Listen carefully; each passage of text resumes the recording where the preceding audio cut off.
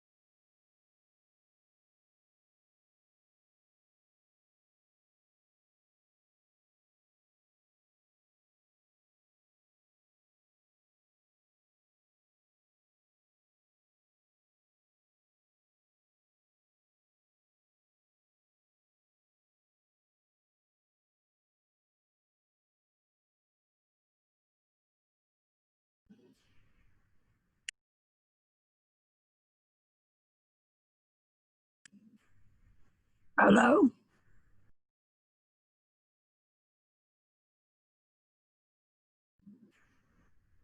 Hello? Am I on?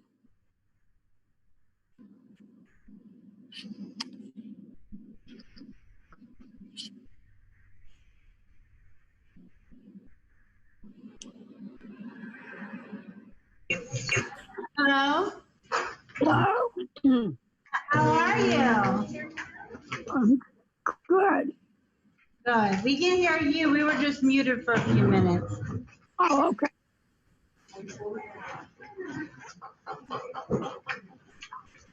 I can't see you. No. How about now?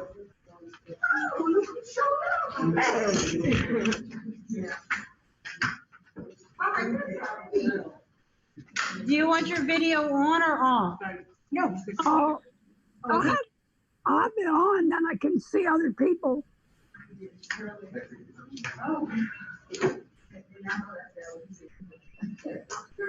There you are. Can you see us now? Nope. No.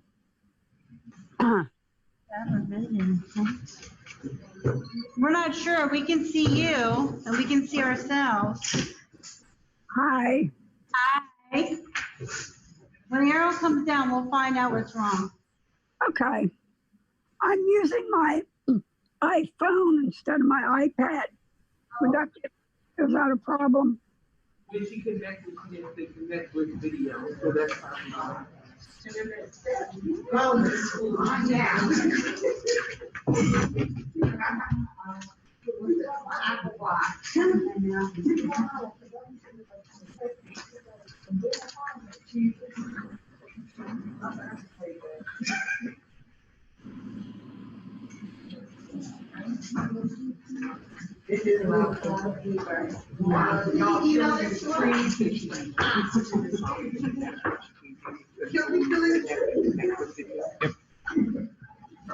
That makes perfect sense.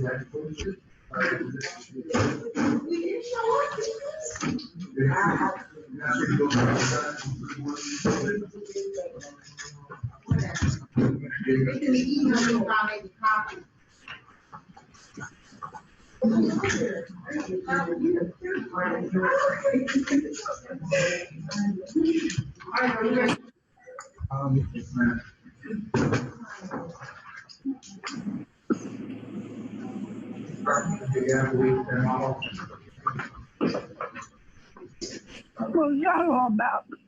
Is everyone ready? Yeah, just to let everyone know, live stream is up. We are broadcasting out to YouTube publicly. All right. It is 6:13 p.m. We will call this meeting to order for Lincoln Charter School meeting of the Charter Board of Trustees. We have no guests with us this evening. Madam President, no guests are available at this time. We have Ms. Louise Day, who was our social worker, certified social worker. She will be broadcasting live on. Rather than that, everyone is down for to do roll call. Sure. Rita Franklin here. Hal Moore. Julie Swope. Julie Swope. Here.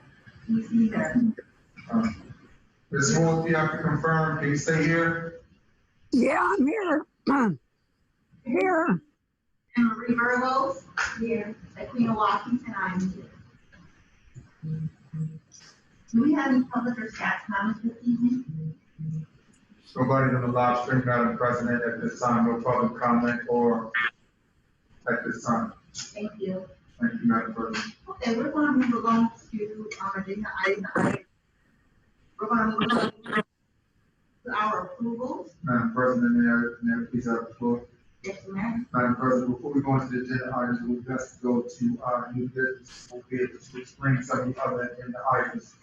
Before that will be ready for approval, we will be able to have a more comprehensive idea of what we're approving tonight before going forward. Okay.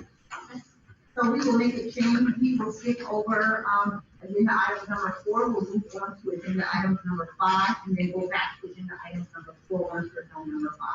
So for discussion of items in the business, we have a presentation to the governing board by Dr. Hart, CEO, Ian Clark, Assistant Principal, Community Outreach Director, on the COVID-19 school-wide emergency management and reopening of schools. The floor is yours. Thank you, Madam President. I do appreciate it. At this time, I'd like to say openly thank you to our governing board for allowing us to work through our COVID emergency management plan. It's been a long couple of months and weeks since school has closed on the 13th of March to work through our emergency management plan. I'd like to give special thanks to our team of emergency management individuals. Ever since school closed on the 13th, we did not close. We kept school open and kept making sure that we did what we need to do, but not just for the students of Lincoln Charter School, but for the community. And at this time, we'd like to present to you our plan for the reopening of school. It's been the best takeaway that we have. There are multiple layers to this plan. You'll hear multiple facets of this plan from multiple individuals here. At this time, I'd like to introduce the individuals that are currently on the team, starting with the lead emergency management COVID director or emergency management coordinator, which will be Ms. Amy Clark, assistant principal in charter school, will be the emergency management COVID coordinator, followed by Mr. Winter Parker, who will be the other emergency management coordinator, who is the director of buildings and ground supervision.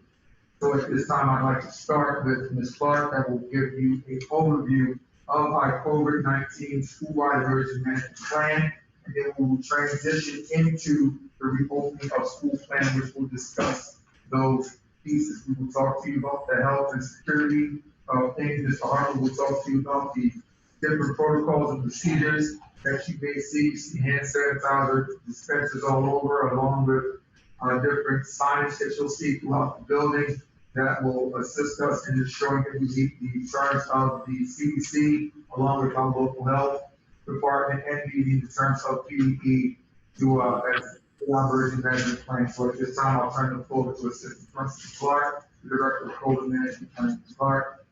Thank you. Thank you, Dr. Hart. Thank you, board, for listening to the plan. We're giving you the most updated information as of today. We know that the COVID changes very quickly, and new information for the document. You're going to be working from 3 documents today. This one that I gave you, look at it, says phase school reopening, health and safety plan template. If you give approval tonight, you will have the board president sign this at the end of the meeting. It'll be scanned and uploaded to PPE tomorrow. They do not approve or define the plan. What they do is they send us an email saying that they have received the plan. We've been through this process once already when we opened up the summer program. So, you'll sort of have that idea that, that was a 3-page document, and now we're working on a 50-page document. Much different. So we won't really look at this, but I can assure you that what is in this plan is in the presentation that we want to give you. There's nothing in here that is not in here in terms of this is for your reference. This will also go into the staff folder. And this really owns CDC, and basically it's just really giving you all of the protocols for an individual, how to try and stay safe during this pandemic. So we won't necessarily go through this because this information is also located in this much larger plan. What we would like to do is after you give approval, and having presented, we will have this bound for our parents and then translate it also over to Spanish. So that this is really able to enter this building. Our plan right now is that after we have approval from you, USIC has an email ready to go to the staff or with these 3 documents, and we have a staff folder. We won't pull it up now, but we'll make sure you have the link, like you have the opening link. There is if you have the prepared plan, there's a reopening link. All of the documents are in there. So you go to the staff folder, you'll be able to see the latest information pointing out or information on the bed. As we continue to build things, everything will be in that one Google Drive. So at any time, you can go into the folder and see what is in there. As things are updated, make sure you know that you need them. Are you ready for us to go into this thing here? Yes, we are. All right, we'll go into right now. We're going to go into the phase reopening plan. But before we go into the phase reopening plan, I'd like to give the floor to Mr. Wendell Hopper that will discuss some of the protocols and procedures that we put in place to not only assure the safety and the safety of the school, the safety of the students and the staff, but some of the protocols and procedures that we put in place to assure the health and welfare and cleanliness of the building in these unforeseen times. So at this time, when Mr. Hopper, Building Grounds coordinator, also co-coordinator of our COVID plan. Mr. Hopper. Good evening, everyone. Today, we have 2 Clorox 360 machines that will be used to spray every area of the building as many times as we can during the day and then at night when everyone leaves. We also have hand sanitizers at every location. Every outside door, every entry door, every bathroom has them, by every elevator door, every office door, and inside the full office that we have. Any place people go in and out of, we have a hand sanitizer station there. We also have 3 temperature stations set up for people entering the building, 1 at each entry location. We also set up a wellness room with cots and everything else for beside the nurse's station for anyone who shows signs of COVID. Classrooms will be disinfected daily along with the HVAC units in every classroom. This is very important. Right now they're saying that HVAC units can spread this. So we're taking time to disinfect the HVAC units every single day. Right now that's what we have. We have a lot of areas covered. We can't be perfect, but we're going to be as close to perfect as we can. Would you like to go into the masks and the PPRs and stuff that you Yes, we have masks for every student that comes in the building. We have masks for every staff member that comes in the building. We have masks for every guest that comes in the building. We also have face shields for the students and for the teachers if they can't wear the mask. So we're trying to do everything we can to make it safe and easy for everyone. Are there any questions? As we work through the plan, we'll delve into those sections a little bit deeper. Yep. So I think if we go through the plan and we can slow it down and not go through each section of it. So the health and safety plan, your first feature that says health and safety plan. This is the overlook of the entire plan itself. So we pull this information, consideration for story opening planning tool.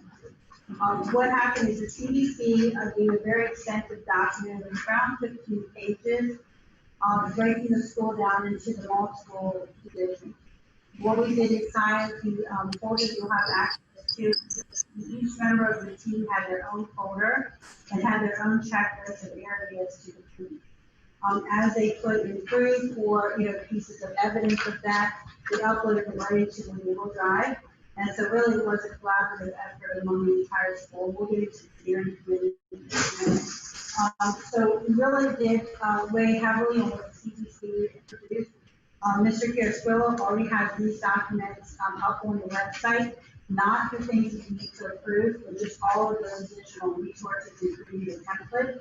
I also took the completed template and uploaded that as well. So if anybody ever comes in and asks if you do the 14 pages of the CDC recommendation, we did do that. Oh, this is very nice, though. This is the pandemic steering committee, and as you can see, it's a really large list. Of course, Dr. Hart, myself, Ms. Fife, Mr. Harper. But in addition to that, Mr. Dively, Ms. Day, Michael Shannonbrook from Emergency Management, City of York, Eric Carasquillo, Ms. Smith, Ms. Washington with Food Service, Ms. Martin, Christine Wolbach, which is our head nurse. There's one of the nurses, Ms. Hawkins. And then a special thank you recognition to Ms. Smallwood, Ms. Foreman, Ms. Wilk, Mr. Smith, Ms. Snyder, Ms. Freeman, Karen Smallwood, Mr. Day, Mr. Jackson, Ms. Melton, Ms. Ortiz, Ms. Garcia. In addition to that, the parents across the bottom here have had access to this plan, and also were able to give us feedback before it was here. And right now, the parents who reviewed it feel very positive about it. They said that after they read it, they felt like we really did cover all the bases. They're still active, of course, it's very time, but they felt better after seeing it. We created this page right here, pandemic scene, the open question. You know, a lot of times, you know, people want to give the answer that they want versus the answer that's true. And so we're going to try and stick to that, really following the protocol that we ask. So we're speaking the same language. On the bottom here, you can see the different walking channels that we use. We always use readily available apps that will make it easier. Masks are mandatory, so every student and every staff member, when social distancing is not able to be done, will be wearing a mask. Right now, we phase with approximately 25 students and staff in the classroom. It does not allow for social distancing. So they would wear the mask. We have scheduled time for each grade level to be outside. They can remove it when they're eating. We are going to convert the underground parking lot to not parking, but to actually outdoor classrooms, just so that we can, let the students go out as much as possible and be able to take their masks down and for the teachers on the field as well. Each staff member must wear a mask or a face shield when social distancing is impossible. There is a few staff and there is a few students who are unable to wear masks. And so Ms. Smith is the contact. Anything dealing with a personal staff member concern or question will go to Ms. Smith, and then she'll involve whichever administrator needs to be involved if we need to be involved. But that really will be her conversations. We want people to feel confident that they can go to her and that's going to stay with her. Masks will be provided for the students. So this worked out very well in the summer. We did provide the students with masks. The students actually did very well wearing the mask. They didn't struggle with much of the face, or maybe I struggled with the mask. So, but what we've done is every student will be provided a mask. There is, we've got the correct paint markers to put their name on that it won't wash off. The staff, several of them, have purchased the laundry bags that can be thrown in the washer. So all the masks in the classroom are put in and washed twice a week by our maintenance team, and then returned back to the classroom so nobody's mask will get out of order. We also have disposable masks as well. So as visitors are coming or someone would forget their mask, that's available to them. For students, but we do have the fabric one, so I don't know that we'll go a lot with the disposable with the students. Just because we have them. Mr. Harper, I have to give him credit right there. He's just, even before we went officially out, when we knew we probably were going to go out, he continued to order everything that we needed and stayed ahead of the shortage. Because he was very strategic and as he thought we needed, he did that, and for that reason, we have the supplies we need. And, you know, we have an abundance of that, so that's definitely.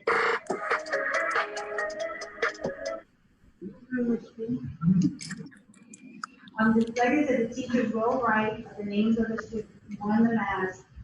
They have the bags already assigned, and then we'll put them in the wash twice a week. This is the area that, Mr. Harper went through about cleaning the building. He has given expectations to the classroom, to the daily cleaning, and then to the weekly cleaning. One of the big conversations for us was really, we always have a very clean building. Our custodial staff is really on top of the building. We always have it. Some of the bigger conversations were probably around the water fountains. You know, being able to provide bottles, ask for bottles to be brought in, and how our big concern was how do we wash those bottles. So some of that was concerned. Our hallways are large enough, they're 8 feet wide as well as our stairwell. So you might have seen in some schools where they did arrows, but we're not going to be doing arrows because, you know, our students already do very well. Going down the right side of the direction, we know that's the expectation. So that was actually relief. That was a big concern about the arrows and just the distance and the time you would spend walking. Right now, we're asking the students do not bring backpacks to school, just because it is a concern. If they bring backpacks to school, all of the bags throughout the entire building to secure each bag separately.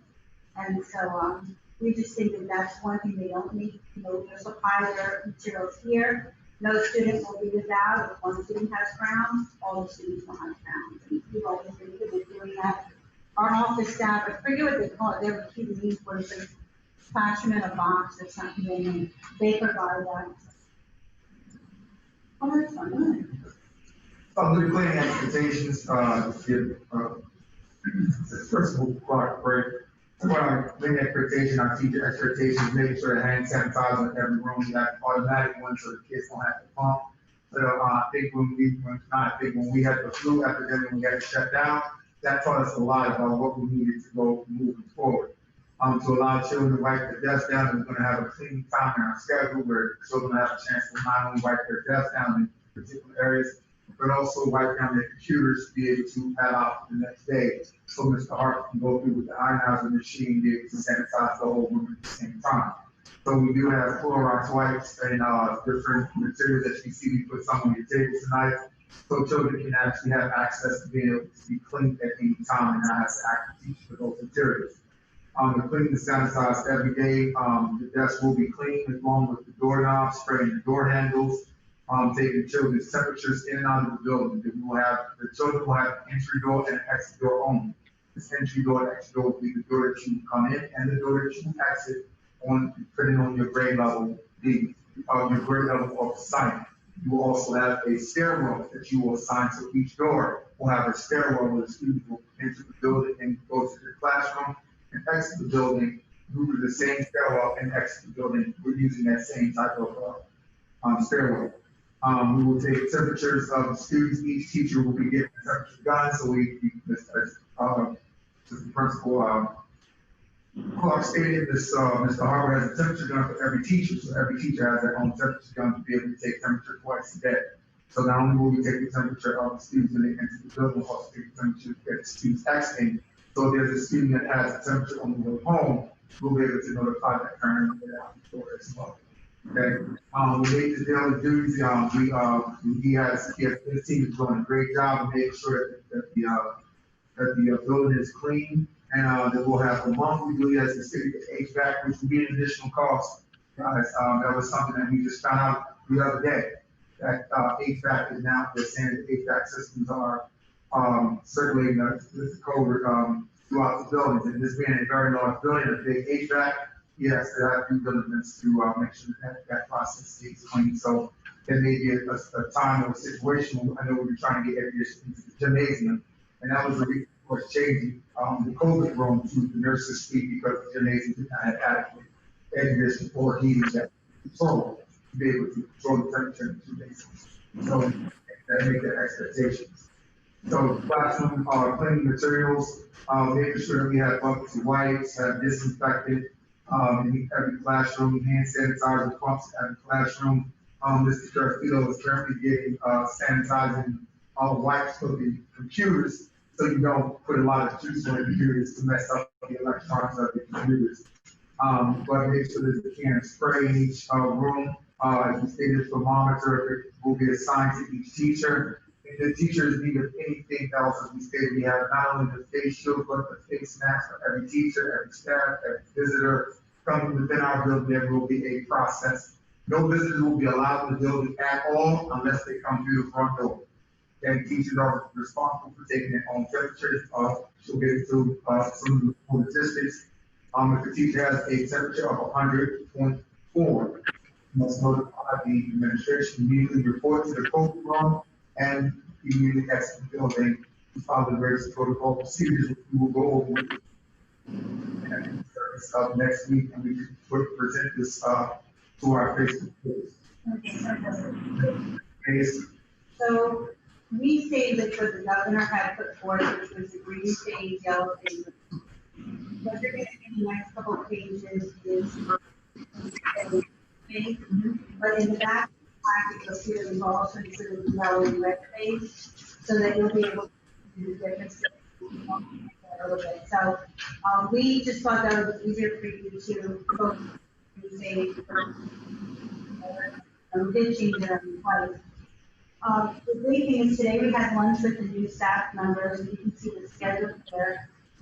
We were training with our staff members from August 10th to 14th. With our staff, which will be students would begin learning at home on August the 12th. And we're going to do that by providing packets on August 11th here on the playground and on the 6th. If not, that then we plan on doing something. The big thing we're looking at the letter is two questions to ask. What are the green phase for the fact that parents have the right to choose? That could be with a little bit of basis for first. The new reason is we have we do really great job in the spring. The expectations for what school will look like in the fall and on is much different. So that would be part of it. We're asking that you allow us to do a staggered entry. So kindergarten would come in on the 18th, and that would be the only grade level in the building for 2 days. Then we would bring first grade in, kindergarten would still be here, now first grade would come in that week for 2 days. Then we would bring third grade in on second grade on the 24th, third grade on the 26th, and on the 27th, fourth and fifth grade. We're trying to convert around 60% of the students to grade, about 40% of the online. All parents have the right to choose for their students to do online learning. We're asking them to complete that registration by no later than August 12th. At that point, when he has completed it, we're going to mark them as an in-person instruction student. And then also, we will make sure that the students who are not able to wear face masks medically, and they do understand that, all staff and students will have their temperatures taken 3 times a day. The staff does it independently prior to entering the building. The other will take their own temperature at lunchtime and with the system. The students will have their temperatures taken at each door, and again at lunchtime and before they leave. All staff and students will hand sanitize anywhere between 3 to 5 times per day, depending on the activity. So more after more. If you look at your next page here, what we've included is the directions from the CDC. So we don't need to go through each one of that, but every place that you see a hyperlink, those links have been built into our website and are already available for staff and parents to review. So in the green phase, learning space occupies the allowing separation to allowing to show that we social distance in class. Students are required to wear masks at all times unless medically unable. There will be times where students or staff will be able to remove their masks. If there is a medical condition, it must be notified and put in writing and given to our HR director, Ms. Smith, to properly document. Right now, we're doing a class size around 25 per student, showing that ESL instead are allowed to push in, and there will no longer be movement throughout the building unless there is a class that the student must attend. There are certain protocols and procedures that are been put on for our special needs students that we cannot not adhere to. We have to make sure that their special accommodations are adhered to, so they may be moving out throughout the building. On our special team, we did have some talk today as an administrative team and looking at, how does music look like, how does art look like, how does physical education look like, and making sure you social distance will allow the students to still have that physical contact or that social contact with each other and still remain safe. So we're in the process of looking at that and how does that look and how do we use our interventionists and our behaviors, our interventionists and our instructional coaches to help with smaller groups of students to be able to provide different situations. Our teachers will switch classes, so the student will be in the classroom beforehand where the students will switch classes. Now the teachers will switch classes, ensuring that the students stay in one area as much as possible to minimize movement throughout the building. Any student that has a temperature of 104 during class will immediately report to room 120, which is directly down the hall to my left, down right outside of the nurse's suite. As we stated, we have purchased cots and a lot of medical supplies to go in that building. That will be our COVID room. It has its own entrance and exit, and it has ventilation to outside. So if the student if there is a situation that happens, we can have inserts and they can completely exit the building without walking through the lobby and possibly affecting the whole entire building. But any staff that has a temperature check, once you take the check, you want to report to the car. We have what we call a administrative text message. So you text message the team, let them know I checked my temperature, there's 104, and those protocols and procedures, which you'll see later on in the presentation, immediately go into effect.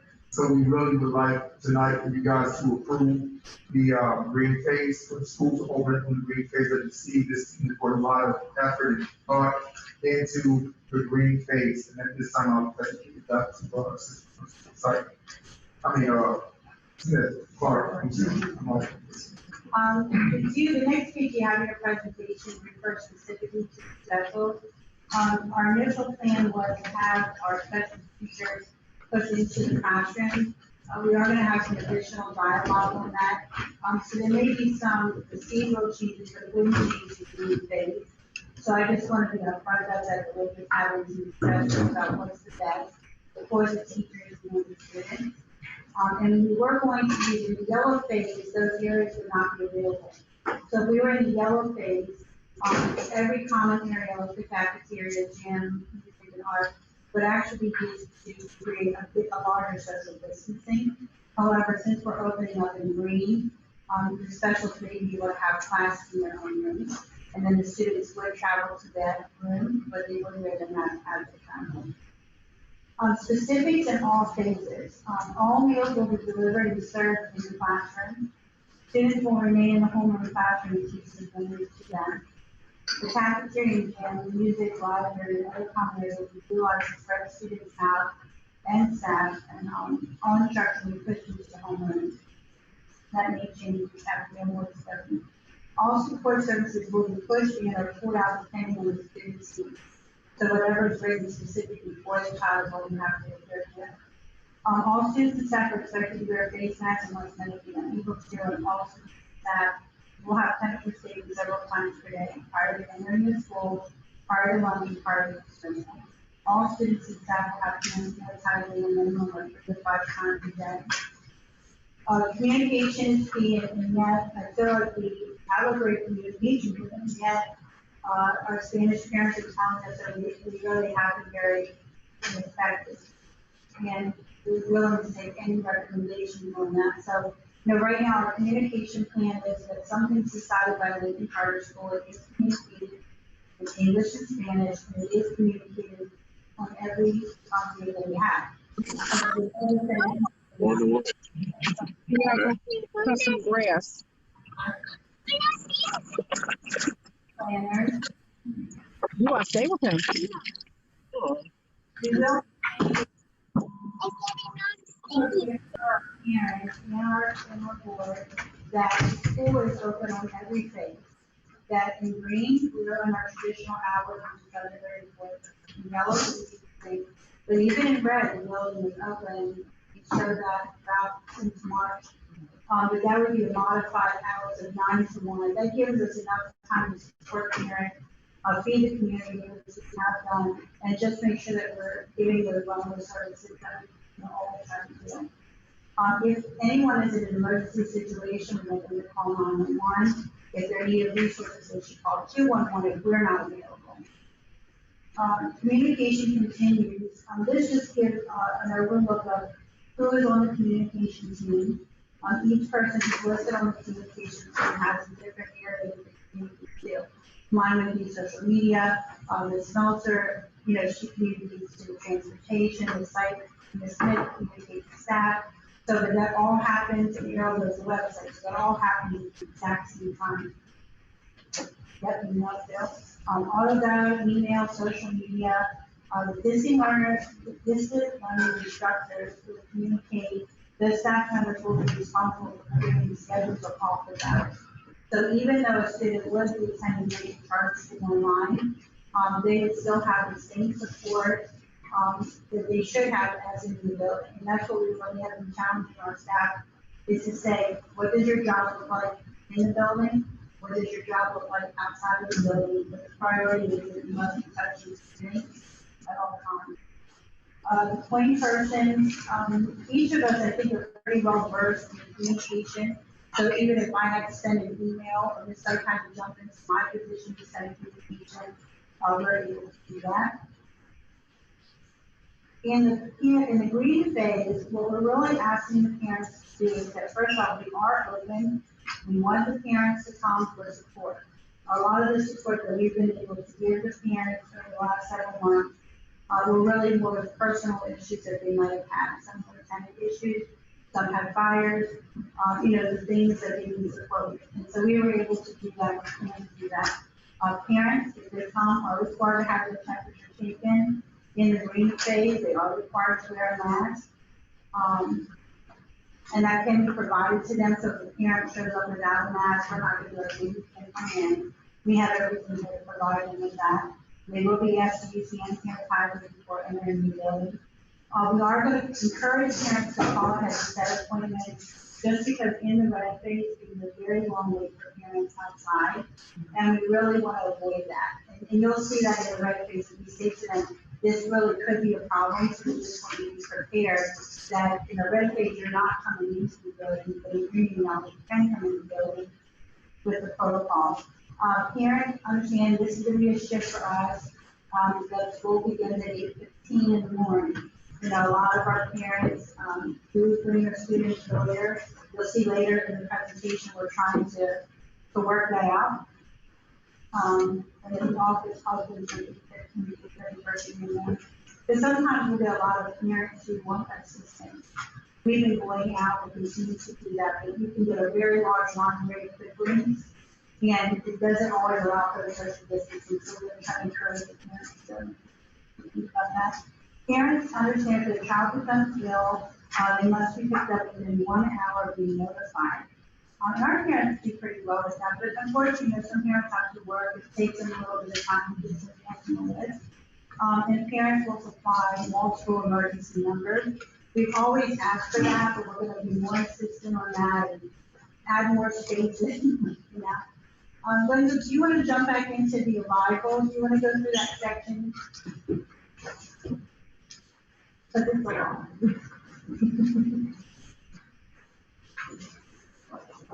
Okay, so what we've done is we've assigned a door for every grade level to arrive at and to leave at.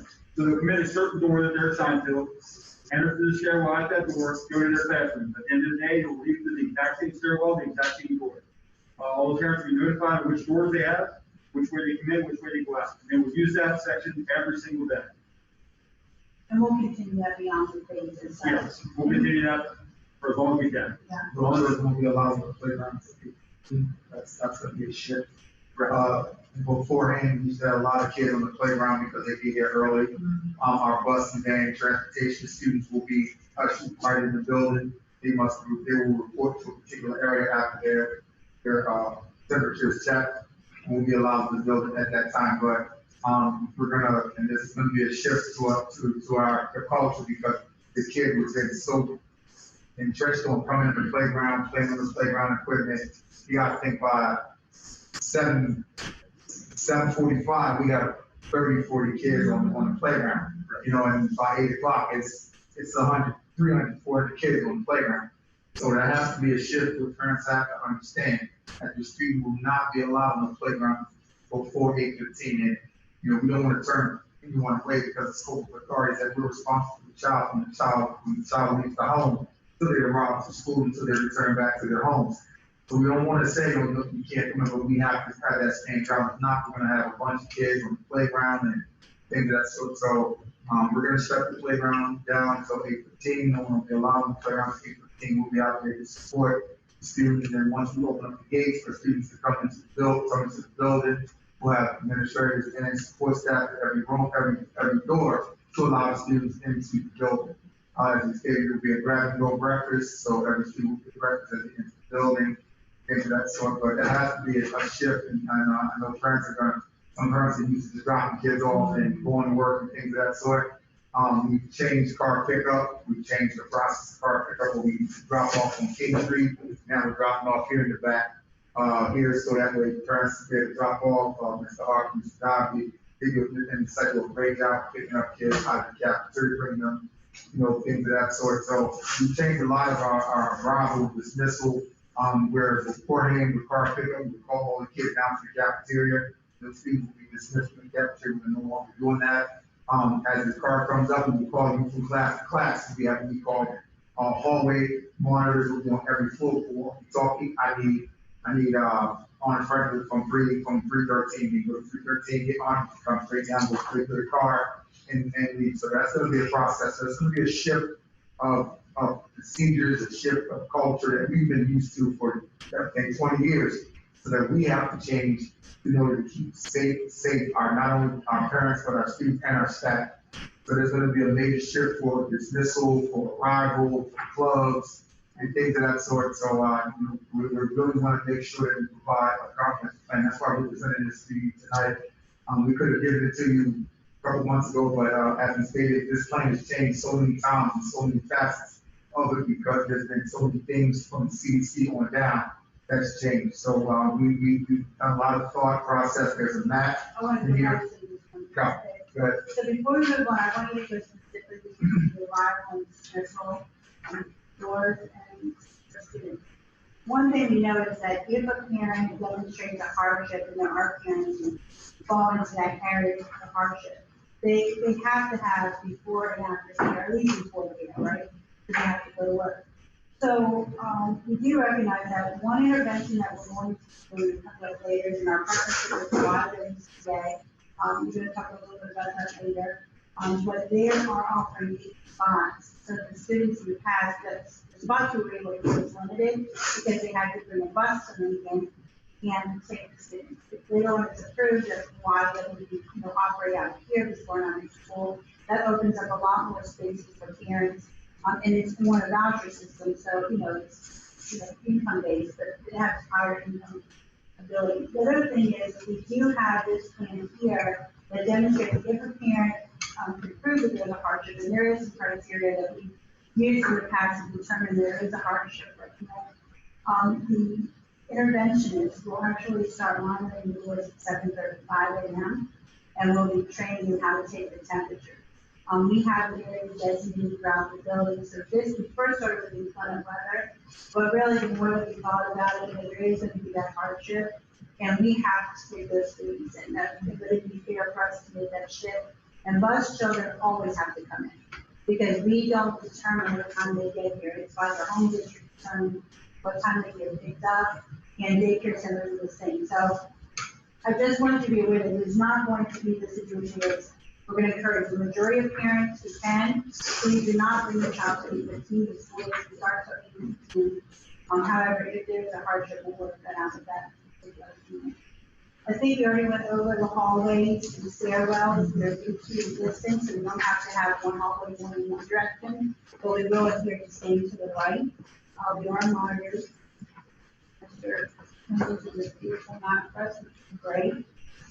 Dismissal stay pretty much the same. We already had the staggered dismissal. The big difference with Dr. Hart said is that in the past, we would bring all the bus kids down, and bring our pickups down, and dismiss like that. So this is going, it was a shift in our schedule, then in this site for this guy, we had to work in. So we're gonna have a reading block at the end, where the teacher will be reading to the students to sort of, keep them entertained. So when we're making those calls, hopefully it'll go well. The teacher dismissal form, I think this is, I'm excited about this form, and actually created this for us, is legal. And what happens, because we have so much chance of teachers or staff maybe not being here, and a substitute being in the classroom. And you can have 3 kids going to this bus, 2 kids to this bus, because we're a charter school, 4 kids with walkers, some on clubs. So this will actually be in our drive and kept in the classroom. This is electronic, and so we're going to be able to put the student's information along with emergency contact. And we'll be able to keep this on the board. We'll also have it inside the classroom, and each student has its own sheet. So if you're a bus student, you're on one sheet. If you're a walker, and a different sheet, this will allow emergency contacts. So that would be great. Staff on green. Staff will report to the building and take their temperatures when entering the door. The staff has a temperature of 100.3. Staff member makes a picture of the temperature, and then they text that to our administrative line. The staff members can contact the administration team, but we do want them to go home. So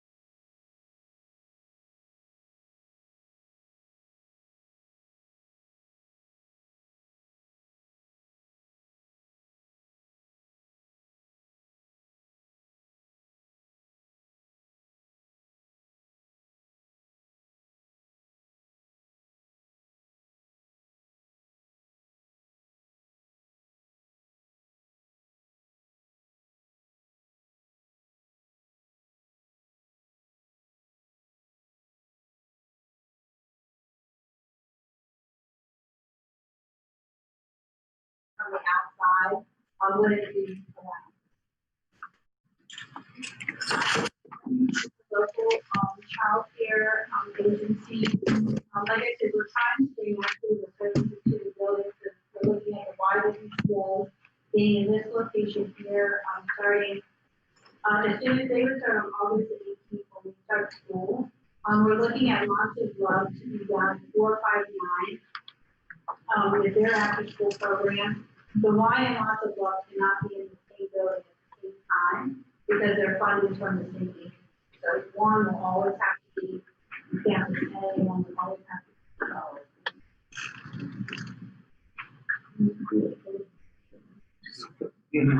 For the protocol of students that become ill, once again, the 40 person will be our nurses. We have a certified student nurse and a certified nursing will process, and the student will arrive. a fever of 104 must be sent to the wellness room once again, which is down here in 120. Support the student staff to become a temperature of 104 immediately will be sent to the wellness room for triage and assessment. Once again, we have an emergency walkie-talkie system that we have, which will have channel 3 on it, which will let us know. What we're also doing, just what I mentioned, that we're in the process of putting monitors throughout the building that will be able to monitor our camera system so we know that students and staff are entering the right building. So we have purchased a new monitor to go into the main office, so the main office will have access to 16 cameras. The front security desk when you walk in the building will have 2 monitors, which will have access to 36 cameras. And moving forward, making sure that we have an emergency management process. The parent and guardian will be notified to pick up the student. Staff will be asked to return to contact their physician before the child is required to return back to school. If necessary, transport a sick child to individual home to a healthcare facility, then 911 will be called depending on the severity of the symptoms. If calling an ambulance to bring someone into healthcare during the pandemic alert, we will make that change as well. Any student emergency such as seizure or shortness of breath will adhere to all of the emergency protocols set forth by our nurse. All of the emergency technicians, which is those emergency, will automatically switch to channel 3, and we'll let everybody know that we have an emergency situation. We go into our code system that we presented to you guys previously. So the protocol for students coming to continue. Remainder of all body fluids and things that sort of needed to the main office. So if there's any type of symptoms that the student is presenting that they automatically go to that area. We'll call for administrator and a nurse. After school, the health concerns should be addressed to Ms. Hawkins. Ms. Hawkins, who has medical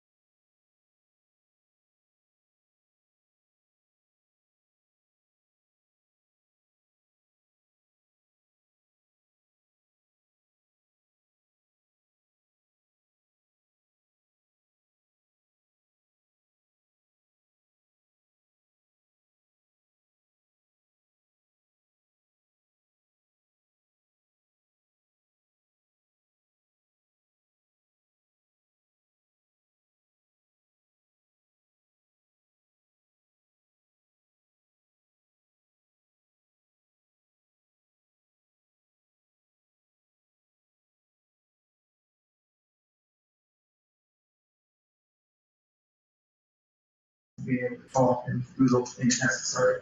Water bottles, we'll make sure that we shut down the water fountains. The only thing we'll be accessible is the water fountain, the water bottle filling. We have purchased water bottles for students as well, but we're asking parents to purchase their own water bottles. So they will be responsible for the sanitation of them. We didn't want to be responsible, so we don't have the equipment here to be able to sanitize the water bottles within the building, so we didn't want to do that. Our bathroom policy, we are in the process with the CA, hopefully to give us bathroom monitors to be able to monitor the bathroom, but there is only one student allowed within the bathroom at that time, so we will have a process that the students that go into the bathroom, that there's not any type of playing in the bathroom as well. I am in the process with Mr. Harper on getting a quote that will go to the governing board for the next board meeting or maybe in a special session to be able to get the electronic or the touchless water fountains for the sinks and the touchless for the urinals and the toilets. So the kids won't have to touch the toilet to flush, they'll touch the urinal to flush and so forth. That's a very expensive process to look into, but we think that it will cut down the spread if there's any type of contact with things of that sort. So besides having the cleaning crew go in and clean, we are looking at that process. As far The next couple of pages are just conduct intensive, so while we have the summer staff here with teachers, they developed the conduct intensive lessons for the staff that will be coming in. So as our staff is coming in, they don't have to worry about creating these lessons around hand washing or masks.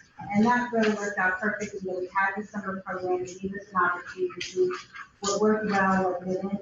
So you can just go right attached to the water bottle. We're gonna have next page questions, and this isn't right here for you, this is question for, if somebody read this, like foodie content. So again, if it's, if it's a pandemic question, it comes to myself or Ms. Harper, but if it is a human, resource question, then it goes to Ms. Shante Smith. If it's a health question, it goes to the nurse. And then again, that's our website link, so that everybody can go there. The big difference is we don't have to go through all phases on each of the owners, but I want to say this about these things. So we presented you with Green, we did meet with the leadership team on Monday, and this has been our own conversations, and all of the team felt pretty confident, except for one member, that we were ready for Green. And, which was fair, because everybody had their different reasons. If we had the alternative to opening Green, would be to opening Yellow.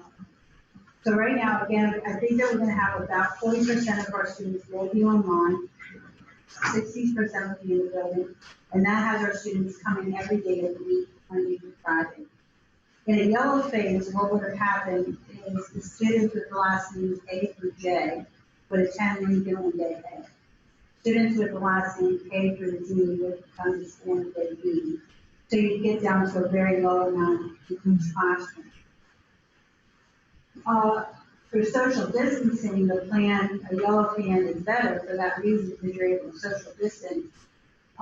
For our particular school, our students, it's not a great plan for them to be in only 2 days per week, or some weeks 3 days per week. We already know that we did actually much better than we thought with participation in the spring.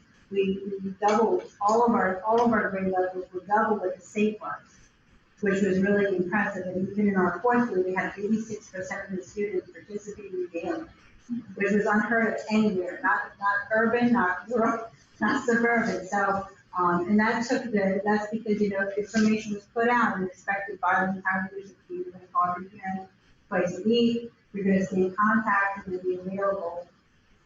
So we just want you to know that you could choose Yellow.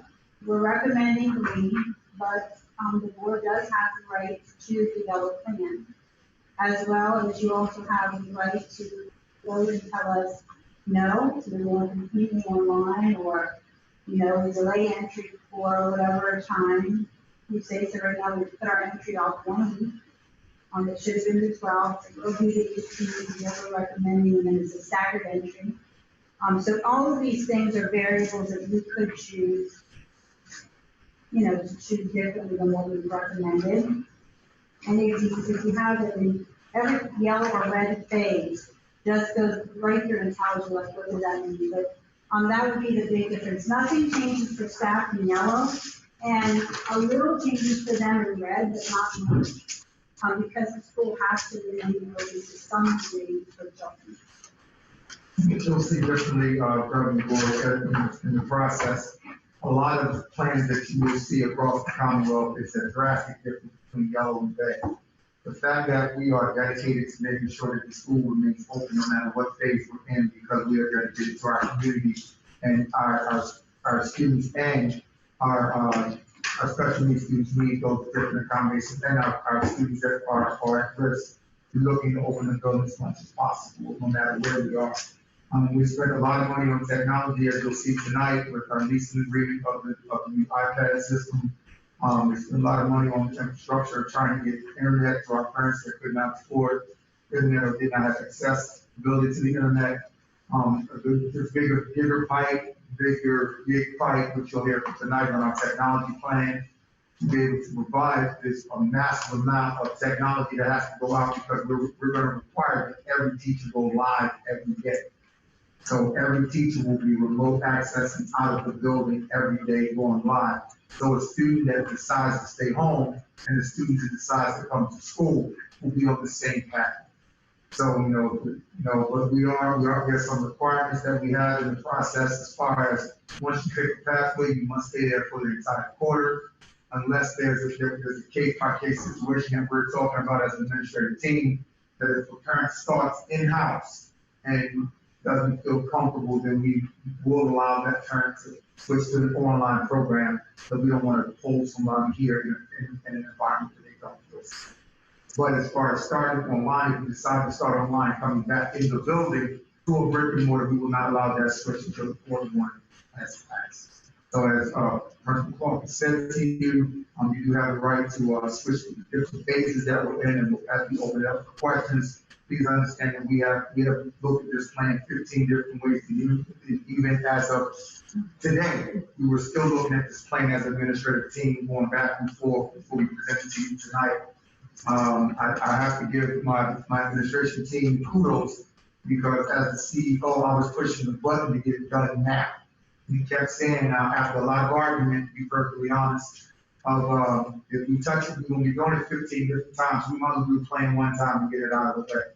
And I'm glad that, I bring you to the table as leaders, and they have a voice of being a leader, because you did this plan 15 different times. Because the CDC, the requirements have changed so much, and you watch the news, you see everybody pulling their hairs up, and then you got to change the plan again. That's why a lot of systems are backing out now, because the plan has changed 15 different times. So we're presenting you tonight a comprehensive plan that no matter what happens across the board, we're ready to go provide educational things for students and families in our community, and making sure that we still do what we need to do. So this is the plan that we present to you tonight. We have a technology plan and a remote learning plan from Smallwood and Mr. Garfield that will be presented to you tonight to show you how we'll support this plan. As you heard from Mr. Harper, we have making sure that we have all of the PPE, personal protection, and hand sanitizer, gloves, and we have a abundance of that stuff that will last us a good, we use our care money wisely. So with that being said, we have presented this to you tonight for possible approval. At this time, I'll open it up to the governing board for questions. For comments. Does anyone have any questions or comments about the emergency? I have, well, you already answered one of my questions, because you were just speaking.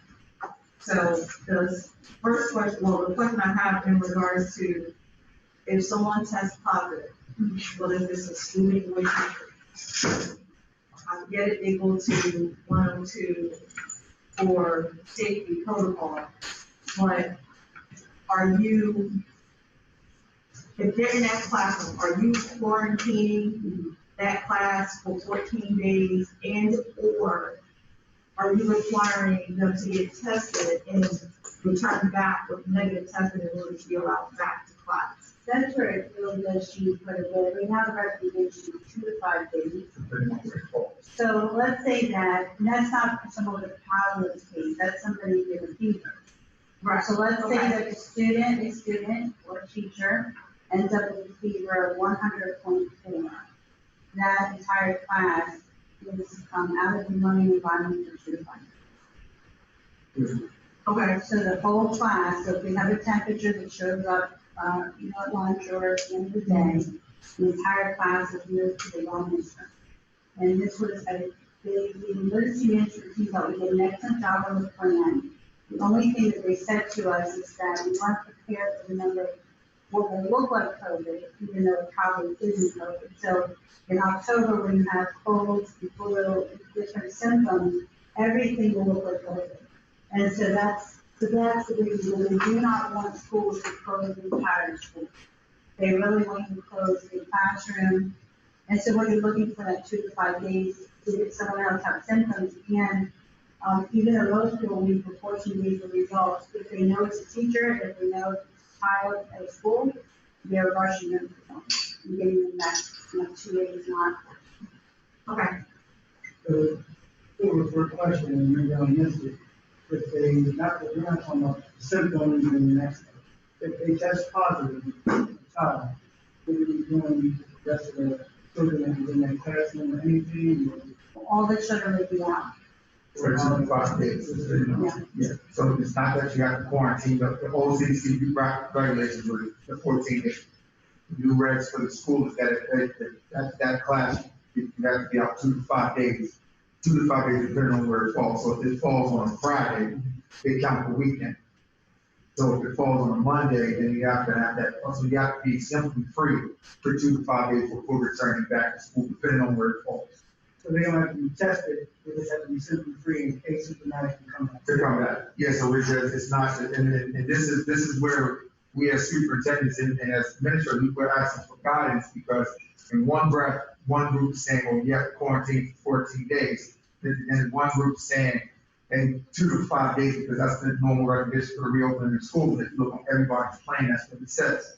So, you know, you have one group of regs for these individuals, and the school is just saying 2 to 5 days. And so right now we're at 2 to 5 days, depending on where it falls, because the weekend will count as time out, and the child or staff member must be symptom-free, must be fever-free, symptom-free before returning back. And if it's a positive case, then it goes, if it's a staff member, it's a positive case, then it goes to Ms. Smith. Ms. Smith, you want to talk about what you have in that process? I can. If a staff member were to test positive, you know, FMLA, Family Medical Leave Act. FMLA generally did not include everything to do with that. Due to COVID-19, effective April 1st, and it was running through at this current time through December the 31st. There's the FMLA extension.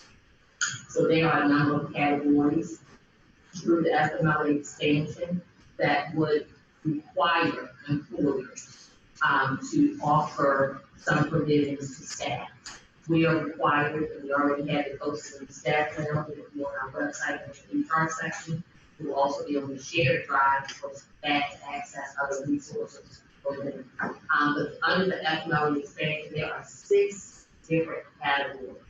The first one on the list requires that you have a staff member who tests positive for COVID-19, and we are required to allow that staff member 14 days to quarantine that week. If you have a staff member who has to care for an immediate family member who tests positive, we allow that staff member to utilize their leave. If you have, this is only a scenario, if you have a staff member whose child or children do not have access to their daycare or their school. So about, if my child's daycare center were to close due to COVID-19, then the staff member will have some provisions plans to keep them not to pay the days percent to 30% of it. So there's several different scenarios, but for safety purposes and to support the staff, that FMLA is currently in place through December 31st. I really do believe that they will extend that. Some of that conversation will take place with the staff. We, of course, don't want to have abuse of any of that. So we require posters are available staff, and we will always have to handle these situations. Scenarios. We have been in contact already this summer with your city health department. They recently just did that. And while they offered some guidance, they would also still refer this remind us to still continue to monitor updates through the CDC. Exposure, one of the things that they did note is exposure really is if you have had contact with the individual for greater than 15 minutes for a long time, and if you all kind of exchange materials and things like that.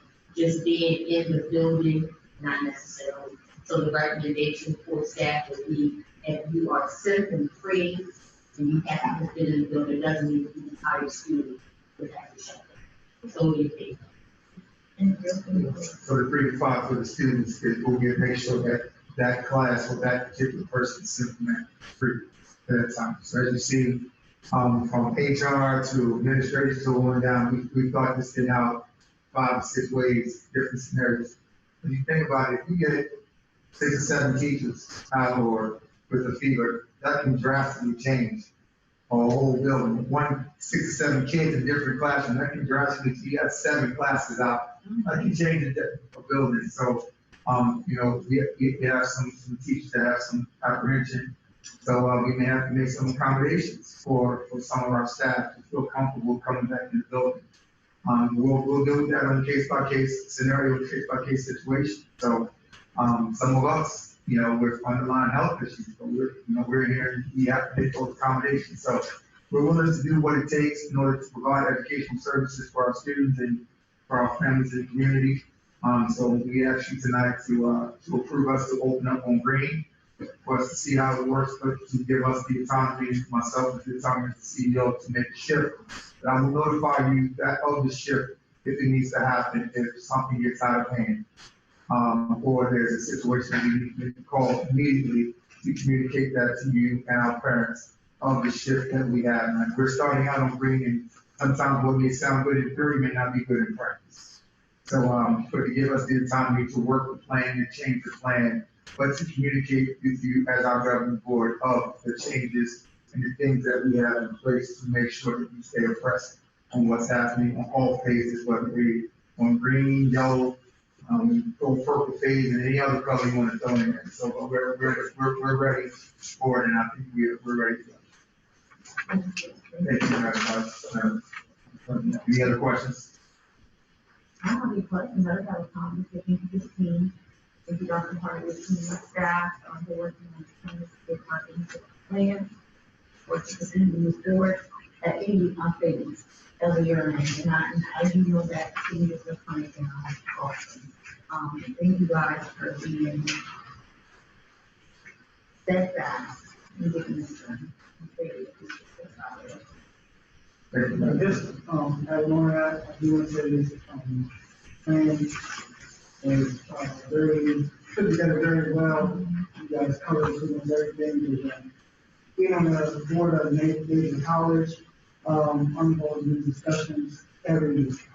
And everything we're talking about, you guys have in here, even to a higher level, because we're dealing with younger children. So you guys, I feel like you guys hit me on the head with everything. Thank you, appreciate it. All right, Madam President, we can go on to the next presentation that we have, which is this Christian Sykes, Principal of the Lower Grade Administrator, Adam Johnson, we're not able to tonight due to other obligations to talk about the school calendar at FID days. Oh, W? Yeah, he's getting his authority. Oh, God, I'm sorry, Mr. D. I'm sorry, Mr. D. All right, go ahead. So you're a student brother. All right. Sykes, I'm sorry. It's all right, it's all right. You can be Sykes. I just wanted to, in your orange folder, you will see the updated calendars. All that has really changed in this is actually two things. You'll see on the student calendar, which has less color, that has the delayed entry dates on. So it has a staggered entry for our kindergarten through fifth graders. And then it also has in distance learning days. So there are days where we will have in-service, school staff in-service days, and the students will still be doing distance learning activities at home. So it's definitely some time that they can continue to learn even though they might not be in the building. So we have those two calendars for you there. And then Mr. Guiley is currently getting for you a copy of our FID, which is Flexible Instruction Day proposal. This is something that many of our neighboring districts do. We historically do not make up snow days, but in an effort to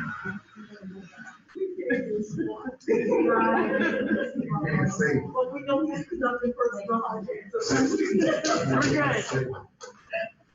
So as I was saying, the flexible instruction days are days that if we have to close for inclement weather, we can let parents know tomorrow we're going to be closed, but it's going to be a FID or flexible instruction day, and our kids would still be able to, that day would still count for them at home.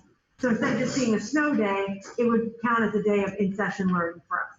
So we're just petitioning the staff to allow us to go to the state and request those days. We're allowed to ask for 5 a year, and which is the maximum, which we definitely would ask for. But we just, as I said, Mr. Guiley's getting me the proposal to look over. Just kind of outlines everything. It's very similar to what we're doing right now. And there was one other thing that we have to ask for your permission for as well. just in regards to everything, and not knowing where we are as far as the governor's expectations for, student days of learning. Whether it be 180 days, if that's gonna be wavered, whatever. We do have an emergency instructional time template that we need for the board to, just kind of sign off on and say that should we end up having to close for some reason for an extended period of time, that we can ask to have the time that we're out of school waived and not be counted against us. So it would still count for the 180 days.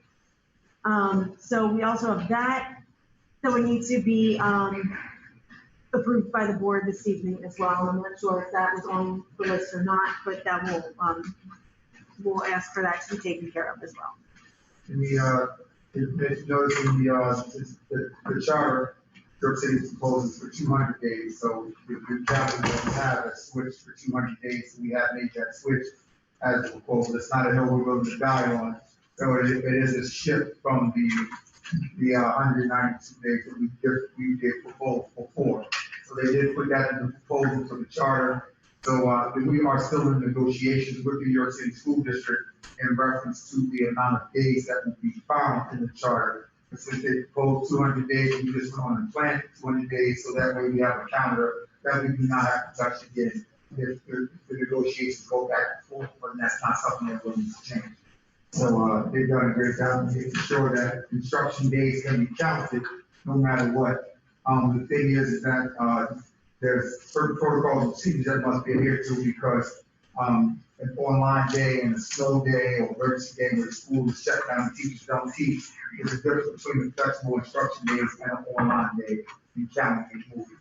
So Ariel is currently passing out just our proposal for the flexible instruction days. Really, like I said, it's no different than a virtual learning day. The expectations for our students would be the same.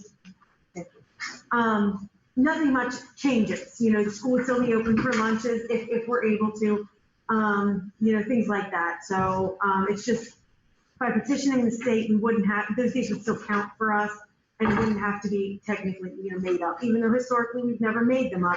With all this stuff that's going on, we just kind of think it's better to have a cushion and, be prepared. Okay. Also, I will continue. I apologize. In the right side of your pocket, you should see the charter annual report. So that's a copy of that. That was signed off on this week and was submitted to the state after we had some technical difficulty on their end. But that document has been submitted to them for us.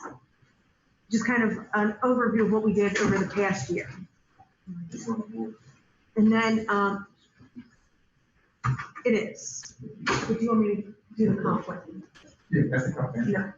Okay, Ariel, can you go back to the, yep, and I need that one, please. All right, now what Ariel is putting up on the board for you is a final phase of our comprehensive plan. Every 3 years, we are required by the state to do a comprehensive plan.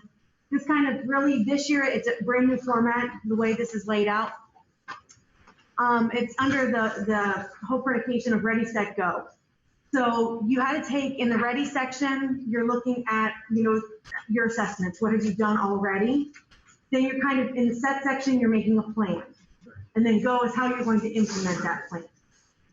Two areas that we definitely targeted or will be targeting over the next 3 years.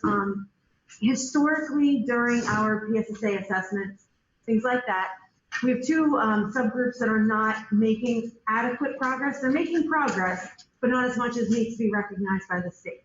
And that would be our Black subgroup and our special education subgroup. So while we're working with Mr. Dively being in charge of data this year, we're really going to push and drive teachers to know their students. They need to know what students they have sitting in front of them, what needs they have, what subgroups they're a part of, things like that. We just really need our teachers to know their students to be able to make sure that they are growing their students.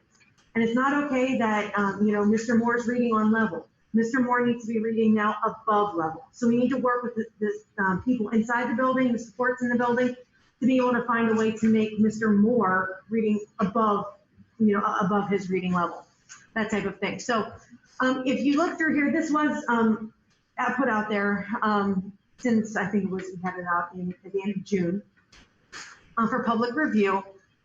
really, that's what the plan is in a nutshell. We've kind of just defined as a school, looking at our data, what our areas of concern are, and then we've come up with a plan in order to accomplish that goal.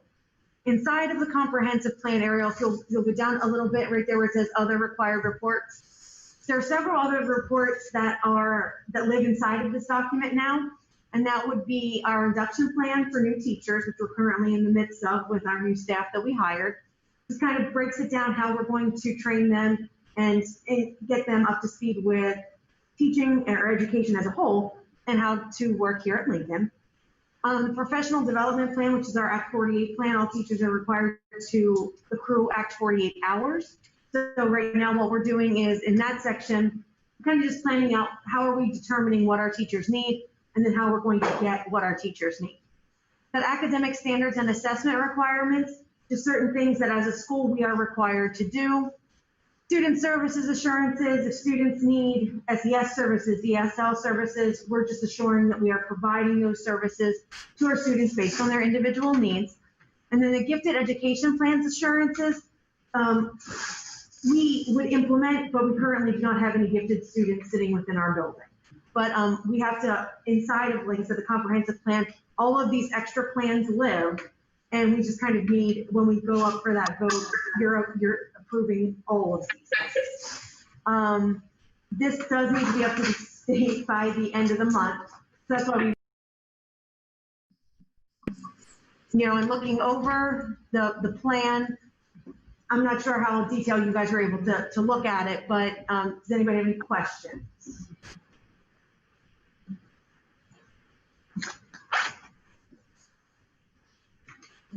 Any questions?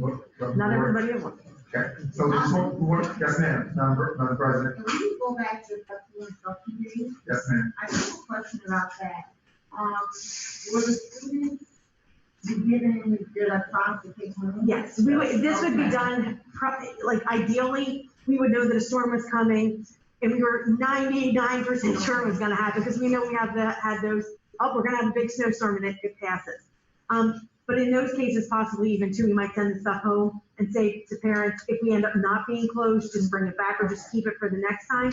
But we just want to make sure definitely the kids would leave here the day before, having whatever they might need for as many days as we anticipate being out. And we're in the process, Madam President, making sure that we remain remote no matter what. And that's the thing that we're working on here, the next presentation, that, whether it's a flexible instruction day, whether it's digital focus day, doesn't make it, we want to make sure that we remain remote no matter what. And being not going to still area responder, but you'll hear some of the things that we've done and put in place. Are we where we need to be? No, but we're getting there slowly but surely, and making sure that we provide those systems. Thank you. No matter where we are. But tonight's plan that our principal site just presented to you as our comp plan, our annual plan, and different SIP plans and things of that sort is very important because as you noticed in the charter application, they wanted to highlight our achievement. This is how we're addressing that. So we were showing you that we recognize where our loopholes are, we recognize where we need to strengthen ourselves, and this is what we're doing in order to make things better. So we'll go into the negotiations in the charter application to show what have you done. This report will go to New York City to be submitted to them as part of our plan for them to sign off saying this is our plan to be able to address what our full scope of the needs. Thank you, Dr. Rice. Thank you very much. I have one question. Madam Rice. For the gifted education plan, insurance. Aaron, do you want to click on that one, please? And I know you said we didn't have any within the school Correct, at this time. at this time, but is that concerning parents requesting their kids to be tested and they just have? This is just if we would know. Well, they definitely could. I don't think, we really haven't had any parents that have come to request that. No. Okay. But ideally, yes. We have had some in the past, they have been tested and unfortunately didn't qualify. But if ever, this plan, not technically required for charter schools, but if we would have a gifted student, we definitely would implement a plan for them. Thank you. We want to have some. That's what we're doing. That's why we're making sure that we provide academic services for our kids above grade level. We want to make sure that we not only push our kids, push our teachers as well. Because I know we have some advanced kids sitting in the seats. Yes, ma'am. Yes, ma'am. Yes, ma'am. And we're gonna do every effort we can to push them, to make sure that they learn. That's why we have 4 enrichment teachers and things of that sort, and instruction coaches. We don't need babysitters, we need individuals providing instruction, quality instruction for our teachers and staff. Our students. Thank you. Any other questions, governing board? Thank you, Madam President. At this time, Madam President, governing board, at this time, I'd like to have a presentation by Mr. Eric Steele, Director of School Technology, and Ms. Deb Smallwood, in reference to our online remote learning program. Eric, I'll let you take over. Yep, first off, I do want to thank the board for giving us this opportunity, as always, it's a pleasure to be in front of you and discuss the plans for the new year. I first off want to give a big thank you to Ms. Clark and the entire summer school program. Truly, if it wasn't for them taking the reins of this and really just taking that initiative on, we wouldn't be where we are today. As we all know, everyone in this organization is super busy, running around doing 500 different things, and if it wasn't for them taking the time to sit down and really hash some things out, we honestly would not have the plans that we have in front of us. I do want to give a special thank you to Ms. Smallwood. She is going to be our digital distance learning liaison. She's going to be kind of like the person that's going to be running this whole thing. I am going to be supporting her. My department is going to be full behind her, supporting her in this entire endeavor. But I just want you to know the baby that we're looking at right now, I'm supporting it. This is their baby. They created this thing. It's an awesome program. So I'm going to give the floor to them and let them kind of explain what's going on while I try to multitask and present it up on the board. Thank you. Hello, good evening, everyone. I didn't do this by myself. With the help of the other teachers in summer school, and as teachers, we put our heads together what we could really do. So our mission is the mission of Lincoln Charter School to provide a student-centered virtual learning environment designed to support individualized and differentiated experiences that actively engage students in their own learning. That is our vision statement for digital, because they are going to be more responsible for their learning. They're going to be vested more in their learning when they decide to do digital, or if you have to go to a full school digital platform. Our vision is that Lincoln Charter School will use today's technology to educate tomorrow's leaders by empowering students to successfully reach their full academic potential. Lincoln Charter School will continue to maintain and establish active partnerships with families and community members, and through these collaborative partnerships, a system of support will be established to ensure every student will reach their fullest potential. Lincoln Charter School will accomplish this through our community of students, families, teachers, administration, and the governing board, who are vested in providing academic excellence for all. So with the digital learning, parents and students that select the distant learning pathway instruction for the 2021 school year are required to participate in the digital learning training. That's for both parents and students. They have to, if they choose for their child to receive virtual learning, digital learning, they have to attend the training. They will not be given a computer until they have come, taken a assessment to see if they can do it, because parents need to support their kids. That's one of the big issues that some parents had, that they had no idea what was going on. When they get the computer, they could not help their kids. They could not tell if their students were being done or not. So this is a way for them to be able to be actively involved in their child's education. Retraining will be provided for students or parents who require it. Quarterly benchmarks will be taken, that's supposed at home, they will be at home.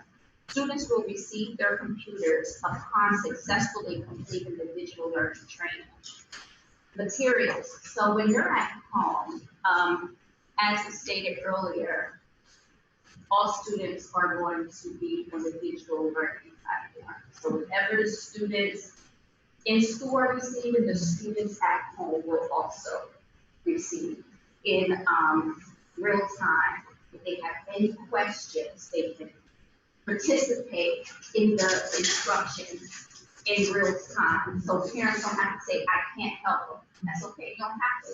Just have to make sure you have an environment at home where they have that access to internet and are participating in online. Any materials that the students will need for the following week will be given out Thursday from 6 to 7 or Friday 9 to 1. Ms. Day, our social worker, volunteered to take the lead on that to make sure students receive their materials. Digital learning will begin on August 31st and will follow the normal school schedule. Training slides will be available for parents and students to refer to as needed or if we revert to the red-based plan. Once accepted into the program, students have to stay in for the entire semester. But like administrator said, individual basis circumstances come up. Teachers will use the same grading system for all students, and the school will provide breakfast and lunch for students who request it. The staff right now is to be determined because right now all teachers are given instruction on the digital platform. So that's everyone at this point. Training for parents and students, again, that will be determined once we receive all computers and all updates are completed. Staff training, staff will receive training during our PDs in the next week and a half. Communications with parents will be done the same way as normal. All communications will be delivered in English and Spanish to our school community. Schoology and Seesaw have language capabilities, so for those parents who struggle or who are Spanish speakers can pick the Spanish language box and it will translate for them. Lincoln Charter School coordinates all communications to be shared to student community at the same time via social media, email, text, auto dialer, print, and news planner. The teachers and staff can be reached via email. The Office Digital Learning Help Desk is open daily during these phases. Annie Clark phone number is also available after regular school hours. If an emergency, they can dial 911. And for general assistance, they would dial 211. So for those parents and students who are at home, there will be a help desk. So if they're having an issue with their computers, they can call that help desk to receive immediate help. Start dates. The digital learning instruction will begin for all students on Monday, August 31st, 2020. Students will be given packets that includes a daily assignment log. So with the packets that go home with the students or assignments, so they know what they're doing in reading, what the expectations are for Monday in reading and in math. So they're going to have that going across until they start digital learning or they come into the building. Attendance policy is the same as if they would be sitting in a seat in the classroom. 2 hours will begin at 8:30 and will end at 3:30. Arrival times for distance learning, 8:15. 8:45, students will be marked late in Schoology. Schoology has a parent portal, so if they are marked late, parents will immediately receive an email. In talking with parents, some parents said we would like to receive phone calls because we don't always check our emails. So we are looking into setting up where parents can then receive an email and a phone call. Because if they're dependent on their child to pick up on their own, then they can then call their child and say, get it up and give them the computer. Dismissal is at 3:30. If students need to leave the distant learning classroom for a doctor's appointment, emergencies, etc., please write a note in Schoology parent portal. LCS has the capabilities of monitoring students digitally. We are able to monitor their activity. In Schoology, which is another thing for attendance, we will be able to keep data on when they logged in and when they logged off. Schoology Parent Portal allows parents to write absent notes. So we are asking parents to write absent notes if students are late, absent, or early departure. So if they're not sitting in front of that computer, then we're asking for a reason why. So here's a sample of the student schedule. So if they are at home, they will arrive between 8:15 and 8:45. They will log into Schoology.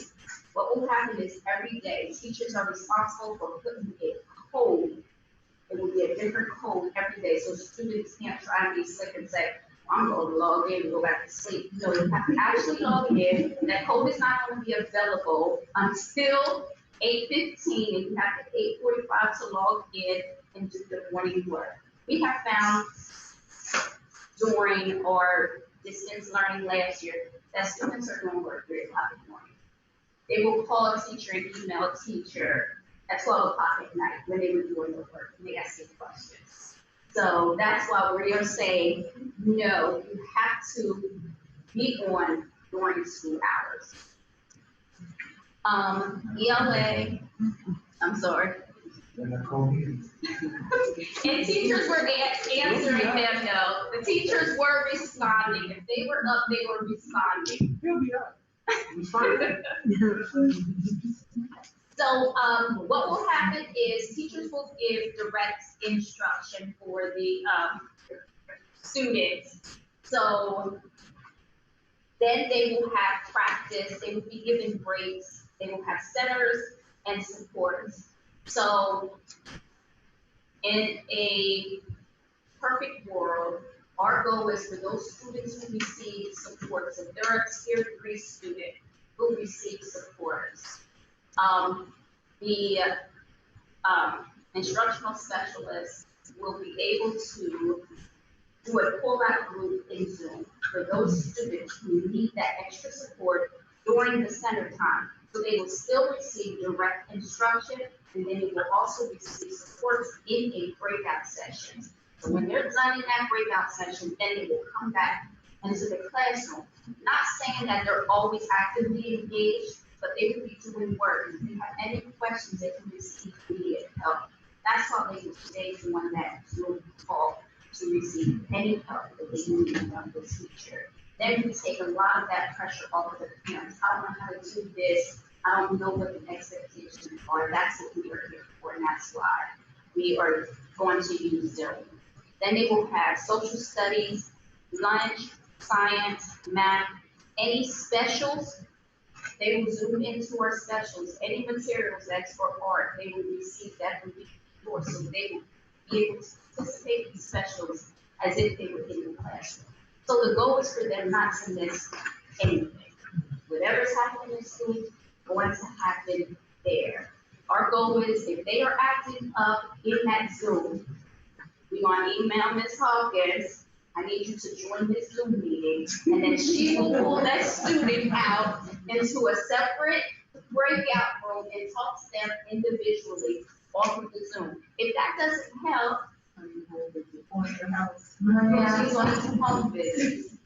So I'm sure our students are going to try us in the beginning because they're not sure if we're going to keep our word. So then the next schedule is the teacher schedule. So for 4th grade, and it will look different for the lower grades. 4th grade, we switch, the teacher switches. So I did it for reading because that's what I teach. So my students will log on. I will give reading instruction, writing instructions. The students will have specials. I will switch classrooms and I will give writing instructions, lunch, and then reading instructions. And then we'll have time there where we are doing read alouds, we're doing sustained silent readings, we're doing quiet activities to get ready for dismissal.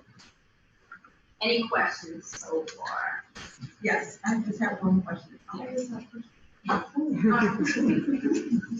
What's the backup plan if one of the kids, they're home, they get in their code center? So we have the help desk. So if their internet goes down, they need to immediately call the help desk. Ariel, do you want to? Yeah, so right now we're in conversation, kind of going back and forth within the team, to figure out how to, effectively provide internet to our students. Not only effectively, but we want it to be budget friendly. As it sits right now, we ran a lot of different scenarios, a lot of different numbers, and it's costing us anywhere from 64,000 a month and up, in bills through Verizon, if we were to, provide some hotspot through Verizon. So we're just trying to find the most effective way to provide that internet. It will be provided, we're looking for the best way to do it. As it sits right now, we did receive, 10 outdoor access points or 10 outdoor, points of internet connection that will be placed around the building. So our playground area, underground area, and our back parking lot will all be covered by internet. So if for whatever reason, let's say that student does run out of internet, but they're in close proximity of the school, they can feel free to come by the school, go into that underground parking lot area. Maybe we'll have tables set up in this parking lot as well for those students, and they can swing by and jump back onto those sections or gather all the information that they need. We are also going to be looking into, again, giving them a hotspot or trying to provide that internet out. Another project that we are working on and we're talking with the team about is doing what's called a point-to-point wireless net. Because we have 2 buildings, because we have a lot of different partners, we want to utilize them in the best way that we can, and we want to create a internet net. Many of you that could possibly remember York City did this, I want to say a couple years ago. They provided internet to a specific region or a specific neighborhood. We want to be able to do the same thing with our buildings and with our outlying partners to be able to provide that internet at a 5 by 5 block radius around the designated points.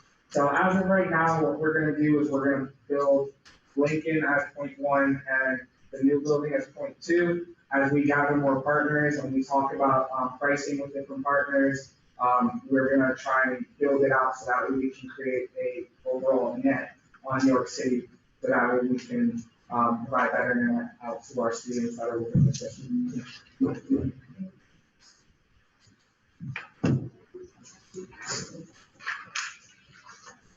Okay, what specials will look like I stated previously, teachers will, students will zoom in to the special classes. Next one is the academic support department. So these are the teachers who will support our tier 3 students. These students will use the same digital platform. Students will follow the same standards and curriculum for their specific grade level.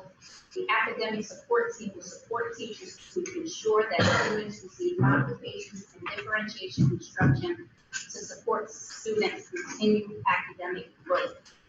And the tier 3 student supports will be met through various platforms and monitored by the academic support team. Again, those students will then be pulled out into a breakout session to receive their supports. Special education, it will be the same. They will be in the classroom, they will be at home receiving the digital platform. Students will follow the same standards set forth by the PA Department of Education, Lincoln Charter Schools Curriculum Director. Special Education Department will support teachers to ensure that students' daily modifications and accommodations will be met based on their individualized IEPs. Service hours will be met through various platforms and monitored by the special education manager. And this one may change depending on what DEP says. So. Yes, go ahead.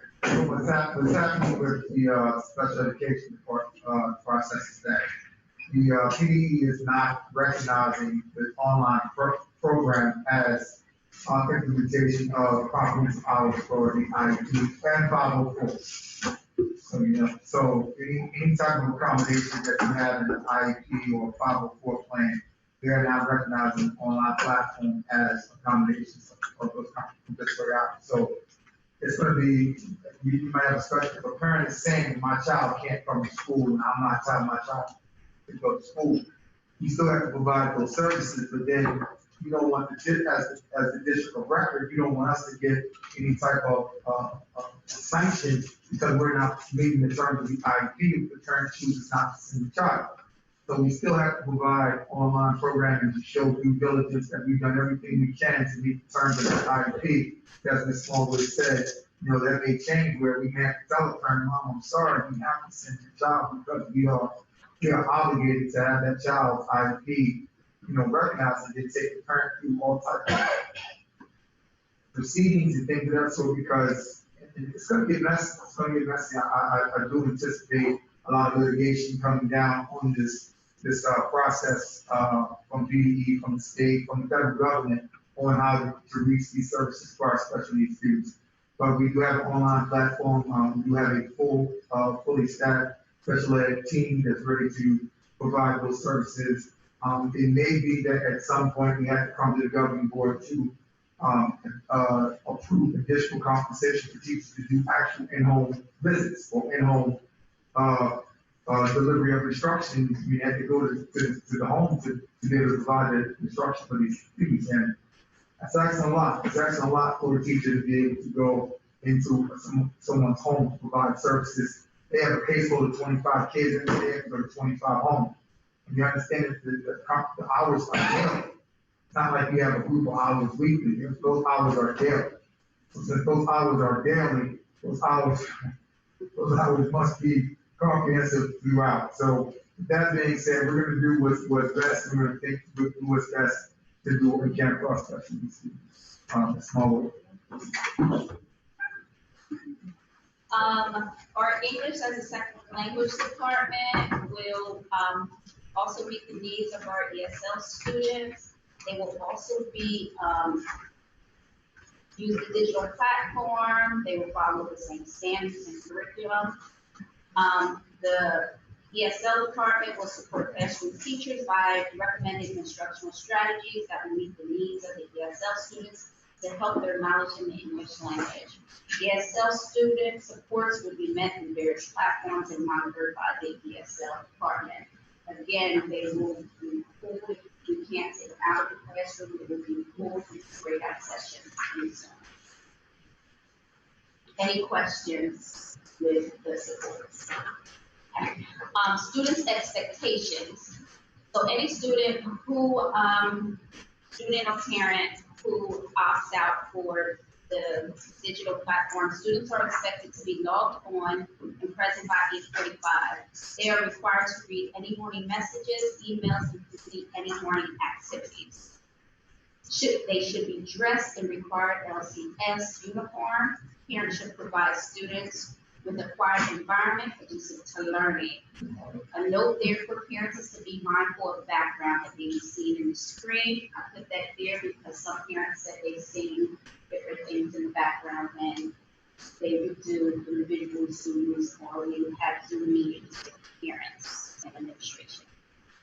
Students should have all materials readily available and within reach. We don't want students saying, I have to go to my home and get this, I have to go get that. They should have it right there. When we send that stuff home in a bag, they should keep that bag right where they're going to receive their instructions. Students are expected to participate in instruction by answering questions, asking, volunteering to read, collaborating with peers on activities. We found some programs to where students at home and at school be able to work together on projects. And we expect them to take notes. So anything that we expect of our students in the classroom, we expect of them. During independent practice, students are expected to complete all assignments, seek help when finished, and early finishers will work on STEAM activities, book projects, creating non-cooked recipes, and looking at virtual filters. And there will be assigned breaks. Students are expected to be back in their seat by designated time. A 1-minute warning alarm will sound to warn students that class is beginning. Student expectations continue. Students are expected to participate and complete all daily center activities and exit tickets. Students are expected to adhere to LCS rules of technology. All links and programs needed will be within the Schoology program. You should not be outside of the Schoology program unless directed by the teacher. Students are encouraged to type questions via Zoom, but the expectations are for questions to be based on the area content being taught. Teachers should not discourage this practice, and any students being caught violating this expectation will be in violation of LCS digital learning policy. I put that there because some teachers feel like other teachers are going to tell students not to type in questions. And I think that would be important for teaching them how to write complete sentences. So I feel like it's important for teachers to allow students to type questions. And even if another student can answer that question, I would encourage other students to answer another student's question if they have the answer. Students will be held to the same disciplinary actions that is stated in the general student parent handbook. And I could refer to the handbook for further explanations with parents. They will receive this packet through training. Behavioral expectations, they're real simple. We expect being verbally disruptive, students must raise their hand for permission to speak, not get out of your seat without permission. Even though you are home, you cannot just get up and go to the bathroom anytime you want. You have to be in that seat, and if you're not, as a teacher, it would worry me if a student is out of that seat and I cannot see their face for about 10 minutes. Because then I'm going to make a phone call. Where are you at? No disrespect to staff and peers. So if they're in there typing, no name calling, if they're not following teachers' requests or refuse to participate in the learning environment. And using the computer for non-educational functions is a violation of our technology policy. So I think they're real basic, but I think they're important.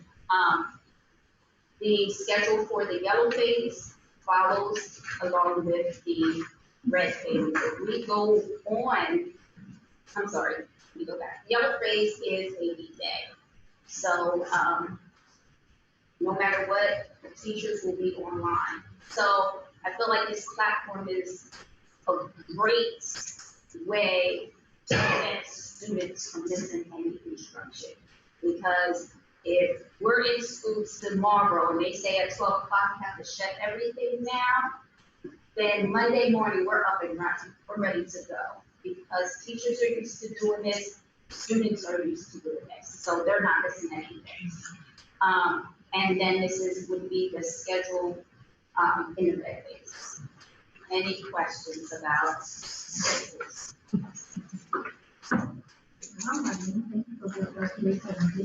I love it. You were dead on with all the information, and I think our children will do well because they proved themselves last year. And then I think it's muscle memory for most of them. Yes, because we will be able to use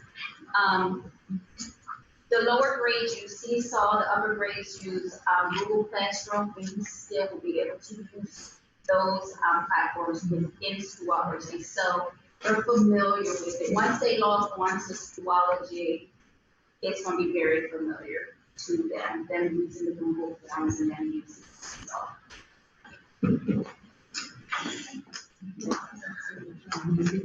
No, I got the PowerPoint on this.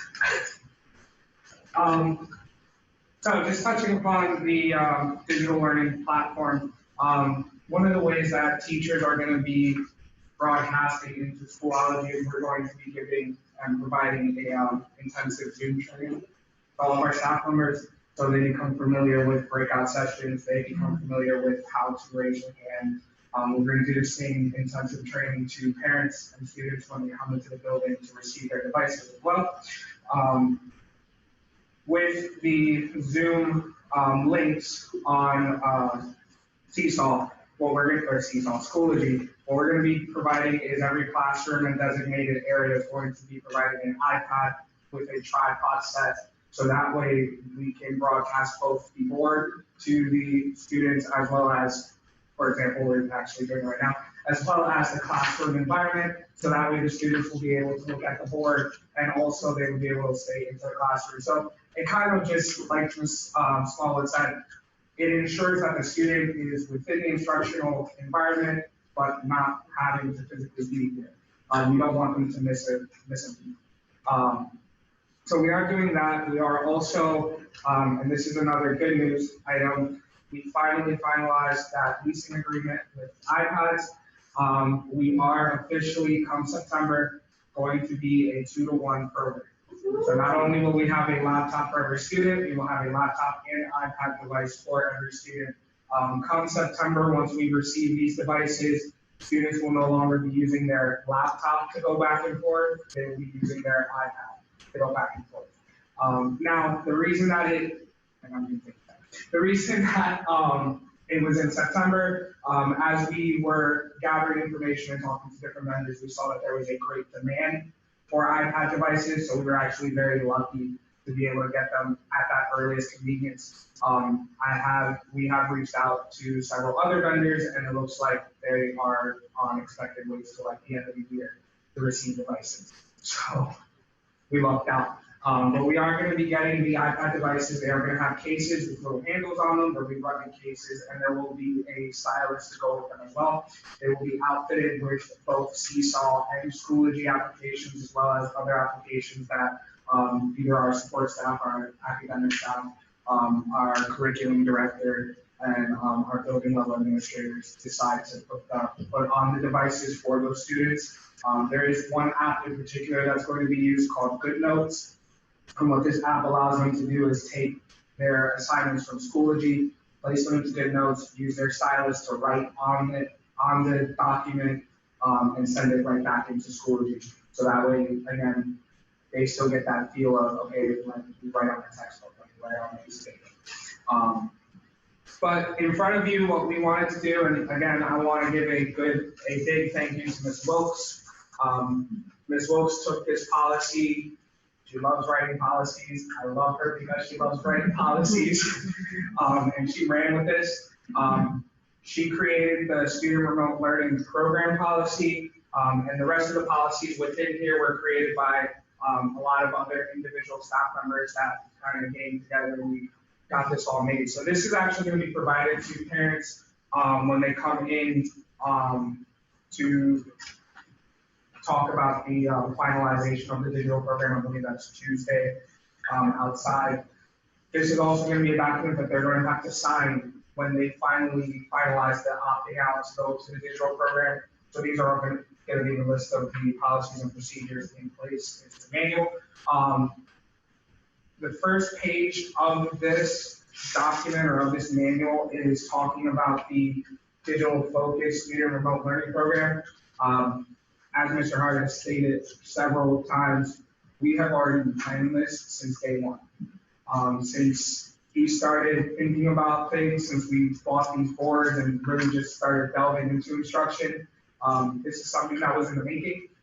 We just needed that heavy push to go for it. So we were already a part of that ball game. We were already ahead of the game. We were ready to go. So the first few pages of this document is just talking an overview of what the vision and the mission of the digital program is, where it's coming from, and the 7 notes that came from Dr. Hart, again, talking about that digital program.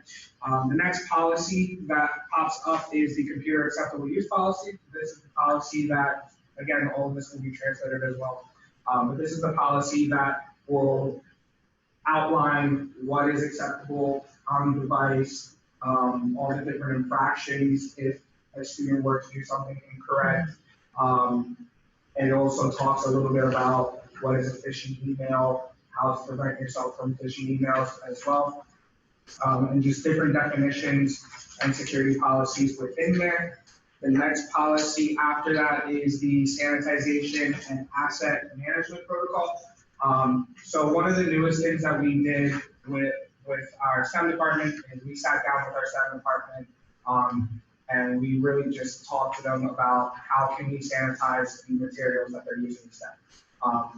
We do have a lot of STEM equipment. Sometimes we have enough that they can be individually used. Sometimes we have enough that they can use it and take it home. But we do have a lot of shared materials, so we have to come up with a plan to sanitize those materials between uses. So between uses, since the actual classroom won't be used in 329, we're actually going to use the classroom as a sanitization room for those items. So we're going to have buckets of cleaning solution that they can throw the Legos in, let it sit overnight, and then have it dry. They're going to have access to wipes and other cleaning solution products that they'll be using to sanitize these items prior to every use. There will be certain items that they won't sanitize between uses just solely because they're used as individual student-based student-based projects. And at the end of the project is when they'll get sanitized, or in the event that the child would develop any symptoms or is sick. Well, for this announcement, we just purchased 4 of these portable sanitizing machines. So the Clorox machine that you have that sanitized, Ms. Harper, just notifying us that we just purchased 4 of the new sanitized machines that will be portable. So this is something new in the area. So we'll have a portable machine to be able to sanitize this equipment immediately. So Ms. Harper, thank you once again. As these things come available, we have to jump on them right away before they sell out. So Mr. Harper was just texting us to let us know that those machines became available, and I just approved for this now. So don't fuss at it. The next policy in here is the student remote learning policy. This is the policy that goes in line with the digital program, and just really goes through everything that a parent would need to know in regards to the policy, in regards to the actual program. Everything from how to connect to the internet, how to get free internet, attendance policies, disciplinary policies, maintenance and repairs, the help desk, the whole 9 yards is in there. And then the last policy is the district asset liability policy, which is the policy that they need to sign that basically says that I'm taking ownership and liability of the company device while my student is in usage of the device and the program. So we really worked really hard. We sat down, we really hashed out a lot of different things. We talked a lot, there was a lot of discussion. We wanted to make sure that we had a program, but we also wanted to make sure we had the paperwork and the legality aspect of everything to be in place before we move forward with the project and with this program. We are looking forward to expanding this program. We don't see this program leaving anywhere. It's not one of those programs where we're going to try it, and if it doesn't work, we're going to trash it and do something else. We see ourselves expanding this program to wherever the next level takes us. We're not going to take this new wave or this next step in education lightly. We're going to make sure that we stay ahead of the game and we stay a step ahead of everyone.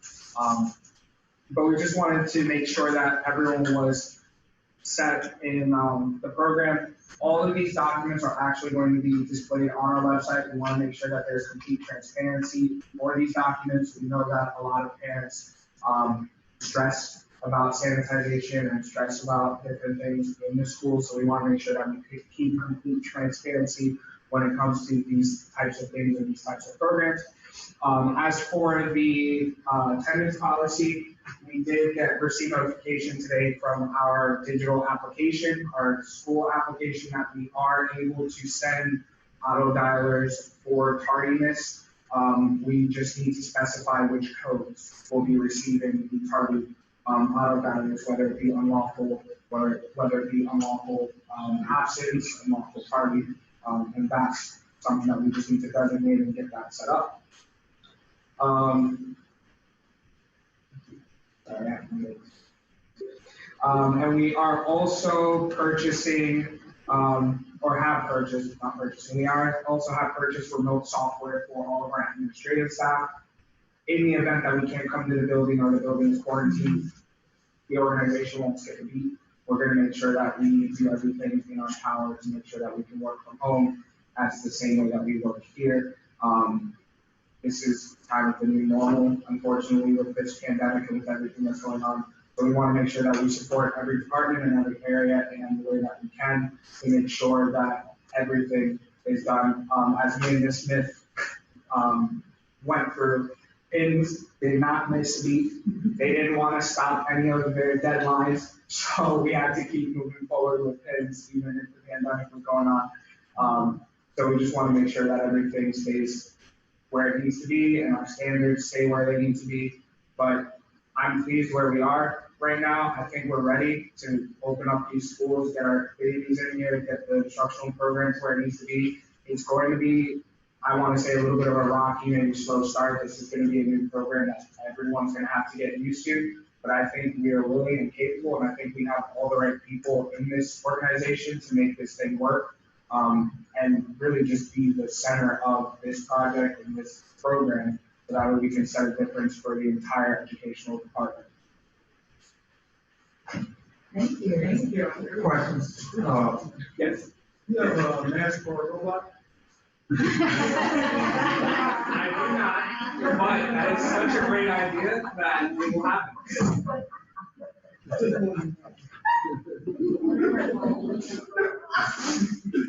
We do have a robot, so that's funny. We do have a robot, but as you see, Kelly's board and vice president, director, as you see that this program has been looked at from multiple phases and multiple leaders.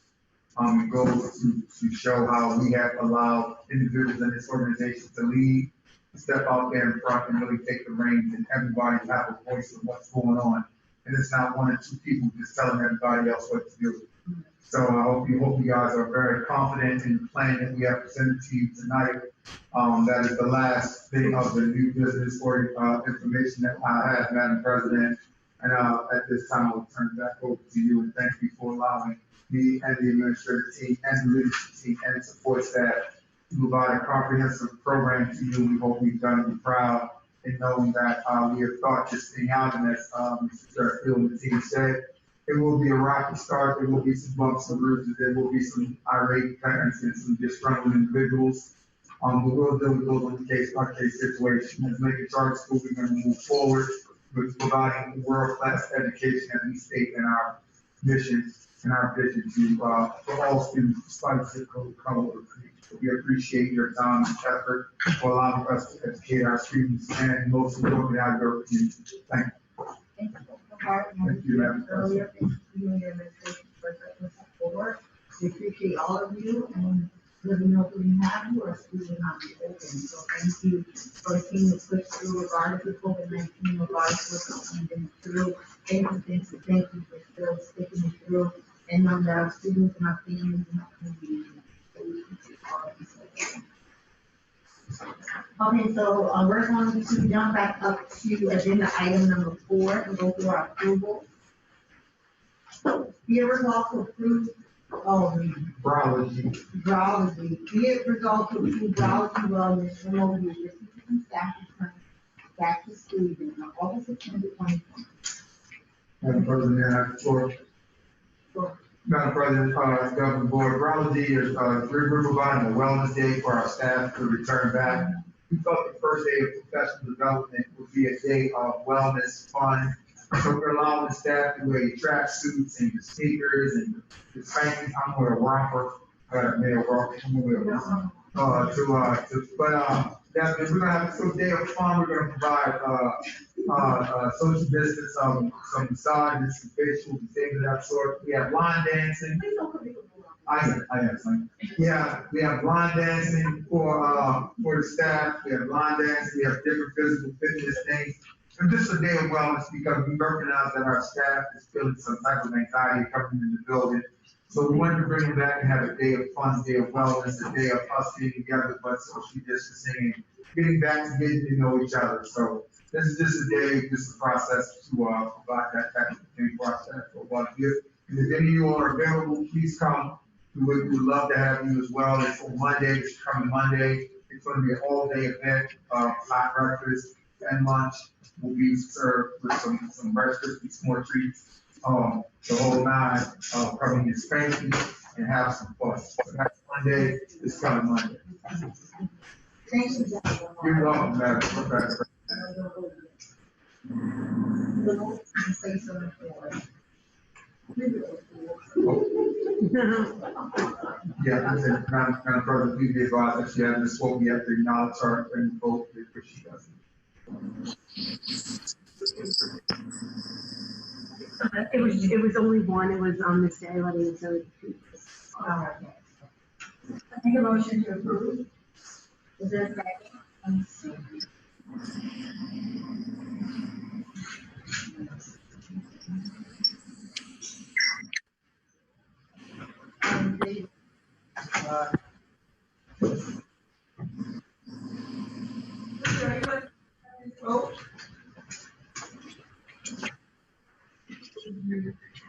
Ms. Swope, you here? Yep, Did you hear the motion on the table, Ms. Swope? yeah, I can hear you again. Okay, do you approve the motion on the table? Yes, I do. Thank you. Is there anyone opposed? No, Carried. Thank you. Be it resolved that your city police department 2021 hey, stop. Madam President, I have, please be advised, Madam President, please be advised, the MOU is something that we signed every year, the New York City Police Department, to which that we have professional services. But we do have and also, MOU understanding with the New York City School Police that also provides us support here at the school. Mr. Hopper and the team of Barry has a great relationship with the New York City School, and I did talk to Commissioner Robinson last night. He is currently on vacation, but he wanted me to know that they are in approval of this MOU as it sits. If the board approves it tonight. The motion is placed on the floor. There's a copy. Make a motion to approve the New York City Police MOU. Second. Second by Kyle Moore. All in favor? Aye, Anyone opposed? no, Same, that motion carries. Motion number 3, be it resolved, IWPA of York County to utilize stop it, campus A559 in 2021 school year to offer before and after school programs. I make a motion for the YWCA of York City and County to utilize the space of campus A. Howard Marie, is there a second? Second by Kyle Moore, all in favor? aye, Is there anyone opposed? no, That motion carries. Be it resolved to approve the Lincoln Charter School revised calendar for the reopening of school on August 15th through 14th and 17th, 2020 for staff, and beginning August 18th, 2020 for students with a staggered entry, with all students entering the building on August 27th, 2020. Please see attachment as information.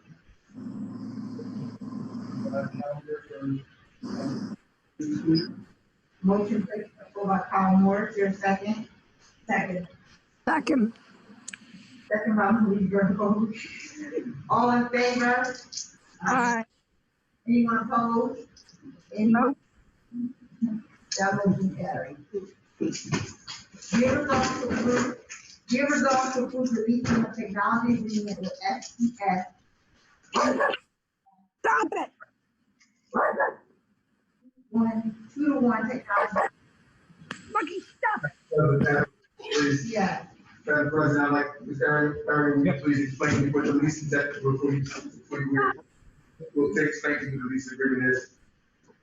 So the leasing agreement, as it sits right now, we are going to be both entering into a 36-month leasing agreement with a two-year refresh period. So at the end of the 2 years, we can either do a fair market price buyback of the equipment, or we can enter into a newer lease with newer devices, device refresh. We are leasing 700 iPads, one for every student. In that lease, we lease 700 cases, and 710 to go with.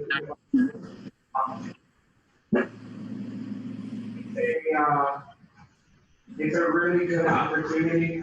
We tried to go through the Apple Education locks down the market, and we can find this company that does the same thing, which was a miracle. And the leasing agreement would be 36 months. It would be monthly rather than annually. I believe, if I'm correct, the annual amount for the 36 month lease was $88,000, which is within the technology budget. This line item under 43 in capital projects, the technology budget. It is also budgeted through the COVID-19 CARES Act as well. So we do have that budgeted as well through that. So our funding is there for it. Now, with that process, our credit will be pulled out of the organization. Right.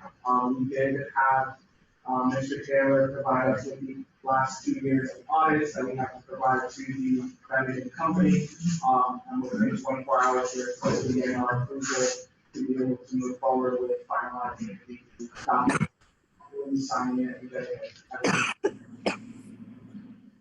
All right, great, thank you. Is there a motion on the floor? I make a motion to approve the, teaching technology STS. Motion on the floor by Kyle Moore, is there a second? Second.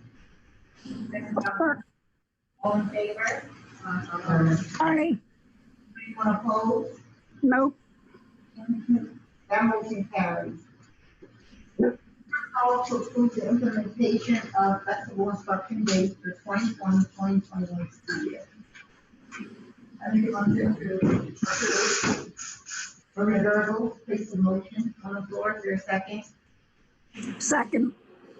Second by Julie Swope, all in favor? Aye. Anyone opposed? Anyone? Nope. That motion carries. Number 7, be it resolved to approve the 2020-2021 Lincoln Charter School Comprehensive Plan. Approved. Motion, is there a second? Second by Marie Gergel, all in Aye. Anyone abstaining? That motion carries. Nope. Be it resolved to hire Brian Quinlan for ESL teacher for the 2020-2021 school year. Marie Gergel takes the motion on the floor, is there a second? Second. Second by Paul Moore, all in favor? Aye. Anyone opposed? No. That motion carries. Be it resolved to hire Rick Springer for special education teacher for the 2020-2021 school year. By Mr. Paul Moore, is your second? Second. Second by, Anita Franklin, all in favor? Anyone else? That motion carries. Number 10, be it resolved to hire Megan Allen, building officer for the 2020-2021 school year. Madam President, I have the floor. Madam President, I have the floor for the motions. Due to the advisory of the board, we did have, Kelsey Paul, which accepted the position. As of last night, she contacted our HR director, Ms. Shanti Smith, and felt that the position we offered her was not going to be a good fit for her, so she, removed her offer. So we offered to the new individual, Ms. Megan Alice, Alas is the last name, and she has accepted and will be on staff with us, as of, today. That again. Be it resolved to hire Megan Alas for building substitute for the 2020-2021 school year. Second. Renita made a motion, Judy did not, a second, all in favor? Oh. Anyone say? That motion. Be it resolved to approve the Lincoln Charter School 2020-2021 COVID-19 school-wide emergency management and reopening of school phase. I make a motion to accept the Lincoln Charter School 2021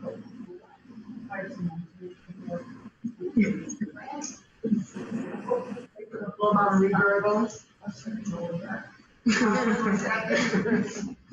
All in favor? Aye. Anyone opposed? Anyone? No. Motion carried. So we're gonna move along to agenda item number 6. Old business, do we have any old business? No, Madam President, all old business has been adhered to and approved. Thank you. Thank you, I'm moving right along. Moving over to agenda item number 7, the principal's report. Everyone should have received Dr. Hart's principal's report. Dr. Hart, do you have any additions, changes, or does anyone have any comments for Dr. Hart regarding? Yes, Madam President, Governing Board, I'd just like to make a note that right now our enrollment is currently down. We are working diligently to get enrollment up. We anticipated an influx in enrollment due to the online platform. A lot of parents are still up in the air of what they want to do, is whether to bring the child back or not. We're seeing low enrollment in our kindergarten enrollment, but Mrs. Smeltzer and Mrs. Ortiz is working diligently to get those parents in, and we're having a lot of parents exit. So a lot of parents are like, "Look, I'm not sending my child back. I'm just going to go pick another route." So our parents are exiting, and we're dealing with that right now. Just the influx and the in and out of back and forth. So we're going to do enrollment as we see. I just want to make a note that our budget has been set at 6.5 for enrollment. So we cannot get enrollment up. There may be adjustment to employment. It's moving forward as far as the amount of employees that we have currently on staff. If the enrollment does not get up. So or get what we need to get. So I just wanted to make a note that as it sits right now, we are at 616. It is fluctuating back and forth. But if we do not get the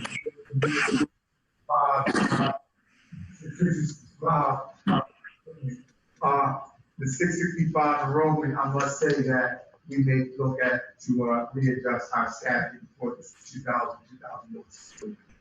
Other than that, the team has been working hard. We just put what we've been working on over the last, it was too much to put in there. You saw the presentation tonight. So I just told you guys to go through the reports, but our financial team is working hard. Our 401B program for our new employees has been put in place. Ms. Smith is working hard with that. But there's a lot of things that you're going to see coming your way in the new principal plan, and we look forward to having a great year start to the year. That's all I have, Madam President. Thank you, Dr. Hart. Does anyone have any questions, Dr. Hart, about what we share on his report? Yes, just one concern, I know you said about the number was 665 that we're currently at that, but we're like 50 students less than that. Yes, ma'am, that one. What's your plan to build that back up? So what we're doing right now is currently, that's a great question. We are sending auto dollars out, as you saw, we get the bulletin boards, we have bulletin boards out, things of that sort. We're in the process of looking at doing a commercial. Okay, we're in the process of looking at doing a commercial. Ms. Clark has taken a rank. We did have a good meeting with Fox 43 to do a commercial, things of that sort. And I'm gonna tell you right now, it's really expensive to do the commercial. So we wanted to see where enrollment was going to fall first before we started to step out there to do the commercial. But we do have all the nuts and bolts ready to go. We just need to shoot the commercial, get it out there, things of that sort, and let people know. I really think what's going to happen is that we're opening up for a lot of programs. So the fact that we're opening up for a lot of programs and a lot of programs switching and opening days to push out later, I really think we'll get a big influx of enrollment. So we're going to see what these next couple of weeks has in store, but please be advised, Madam Vice, that we do have a commercial ready to shoot, ready to go, and that's both. It is really expensive, and to be perfectly honest, I didn't want to spend the money right away. I think it will be good money spent over a course of time to let people know about our program, about what we're doing, and the great things that you got presented tonight. I think it would be great to highlight into that program. But let's get it up, start running, and we'll see what works from there. But before I start furloughing or look at to adjusting up employment, I will do everything possible to meet that 665 budget moving forward, because I do not want to get that moved, but I will do what's in the best interest of the school and for budgetary issues to ensure that we remain as financially stable as we have been for the last 6 years. Thank you. Thank you, Madam Vice. Does anyone else have any questions for Dr. Hart? Okay. We'll move right along to agenda item number 8, our financial report. Everyone shall receive our financial report as of July 31st, 2020. Is there any comments, questions, or concerns about our financial report? Madam President, I have the floor. Yes. Madam President, to the governing board, I just want to point out that, as it sits right now, we are in great financial standing.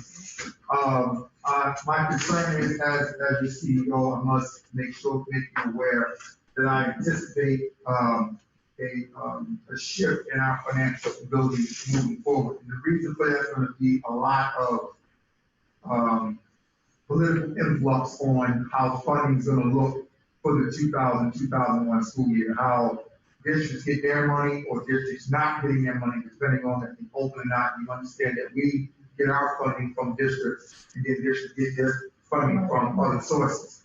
So with the uncertainty of not knowing what's going to happen, things like that, so that's why I told the staff, that's front load heavy on the front end. You need to buy whatever you need to buy right now, because I'm shutting down funding come September 1st. There will be no purchases of anything unless it is absolutely mandatory, besides payroll and those things that are part of our normal operation. Because I anticipate the funding streams changing as districts realize the money that they will or will not get from the federal government or from different sources that they get statewide and things of that sort. A lot of conversations turn around with districts asking, do we have to pay the charter schools? That's been a lot of conversation in our superintendent meetings and conversations, and of course I chime in and say what I have to say, but it has been conversation, so I would not be who I am and be as dedicated to you guys in the program to not tell you that there could be a possibility that our fund balance is solid, we've been very solid, but we may have to look into looking into different funding streams. We are in the process of possibly looking for a person to get grants or a grant writer to be able to look into different funding avenues that we may be available for. Just look into different funding streams, but just know that I have a plan, and I will put it into place and make sure that we remain financially stable. We work hard to get to this place, and I'm not letting anybody put us in any type of financial strain. But that is a possibility that districts will start to hold up funding because they didn't get funding from the federal government or from the state.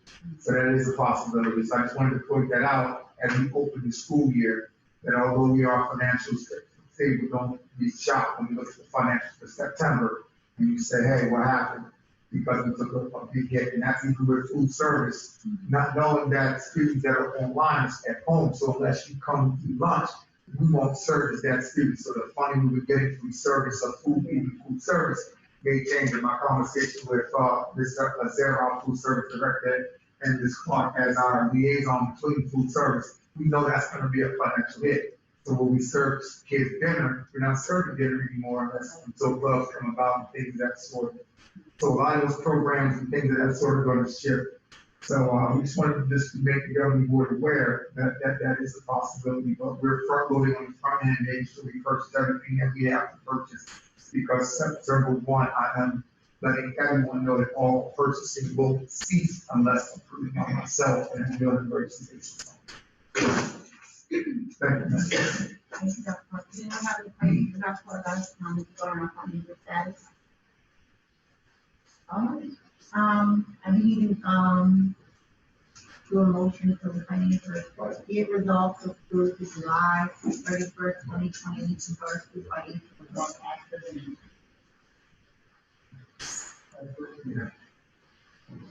Our motion has been made by Mr. Cosmore. Is there a second? Second. Second by Renita Franklin. All in favor? Anyone opposed? Anyone abstaining? That motion carries. We have our next agenda item is the LCAP report. I'm sorry that I did not send you a physical LCAP. It's just because we were working with this. We've had contact with parents online. We've supported, you may have seen that 34 families were displaced from the fire at the hotel. We did have donations come in on Monday, 2 truckloads of donations to food, hygiene products, fresh cantaloupe, Dr. Hart, helping, sure like the coordinator of the slides, get the products to the newest house they were at.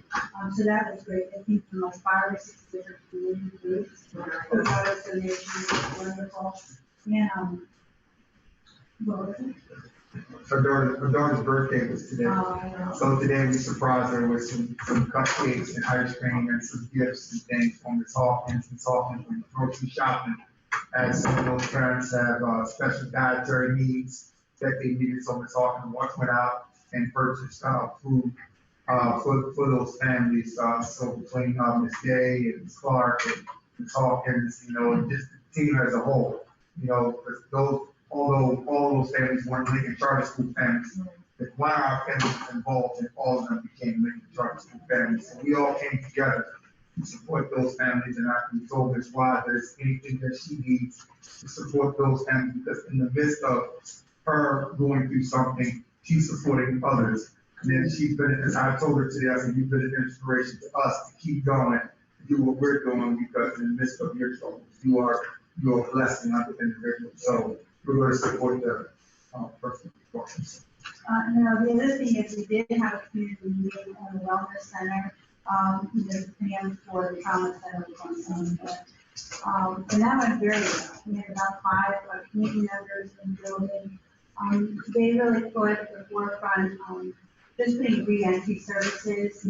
We have that services, many of our parents need that support, but really everybody that went around, just said the more that we could put re-entry at the front of that wellness, would be great. The good news was we wanted to really do that anchor map or asset map of the lesson. Steve Beck, who had brought us Miss Muller went through the training before. Steve Beck contacted us. We have a licensing agreement. They're walk around with cell phones, and actually we can map the entire lesson. So the idea is that if somebody would show up here, anything already there, we can hand them that map, show them where the churches are, the nonprofits, the schools, the way of moving. And so that's going to be the next 2 weeks. We're going to put the pantry down the street at 459 and the clothing bin. And we have donations lined up to go in there, but I wanted to wait until Wendell has time. To set up the rooms that come right off the right hand side. So we'll start with those 2 rooms, with shelving and things like that, and we're going to start adding more programming. But that is underway. We said we were going to do it, and we're definitely going to do a piece of it, but that's been the work really around parents. And a lot of the parents saw the message on Facebook about we were resuming hours, and they really, I had about 25 messages, either text or on our Facebook, what's going on? So, but I did contact everybody, I got back to everybody now. Put together a parent Zoom today, her and Ms. Hawkins. There was 40 parents on that. I was able to jump on as well and answer some questions Dr. Hartman's going to. So I want to say this, I want you to know 100%.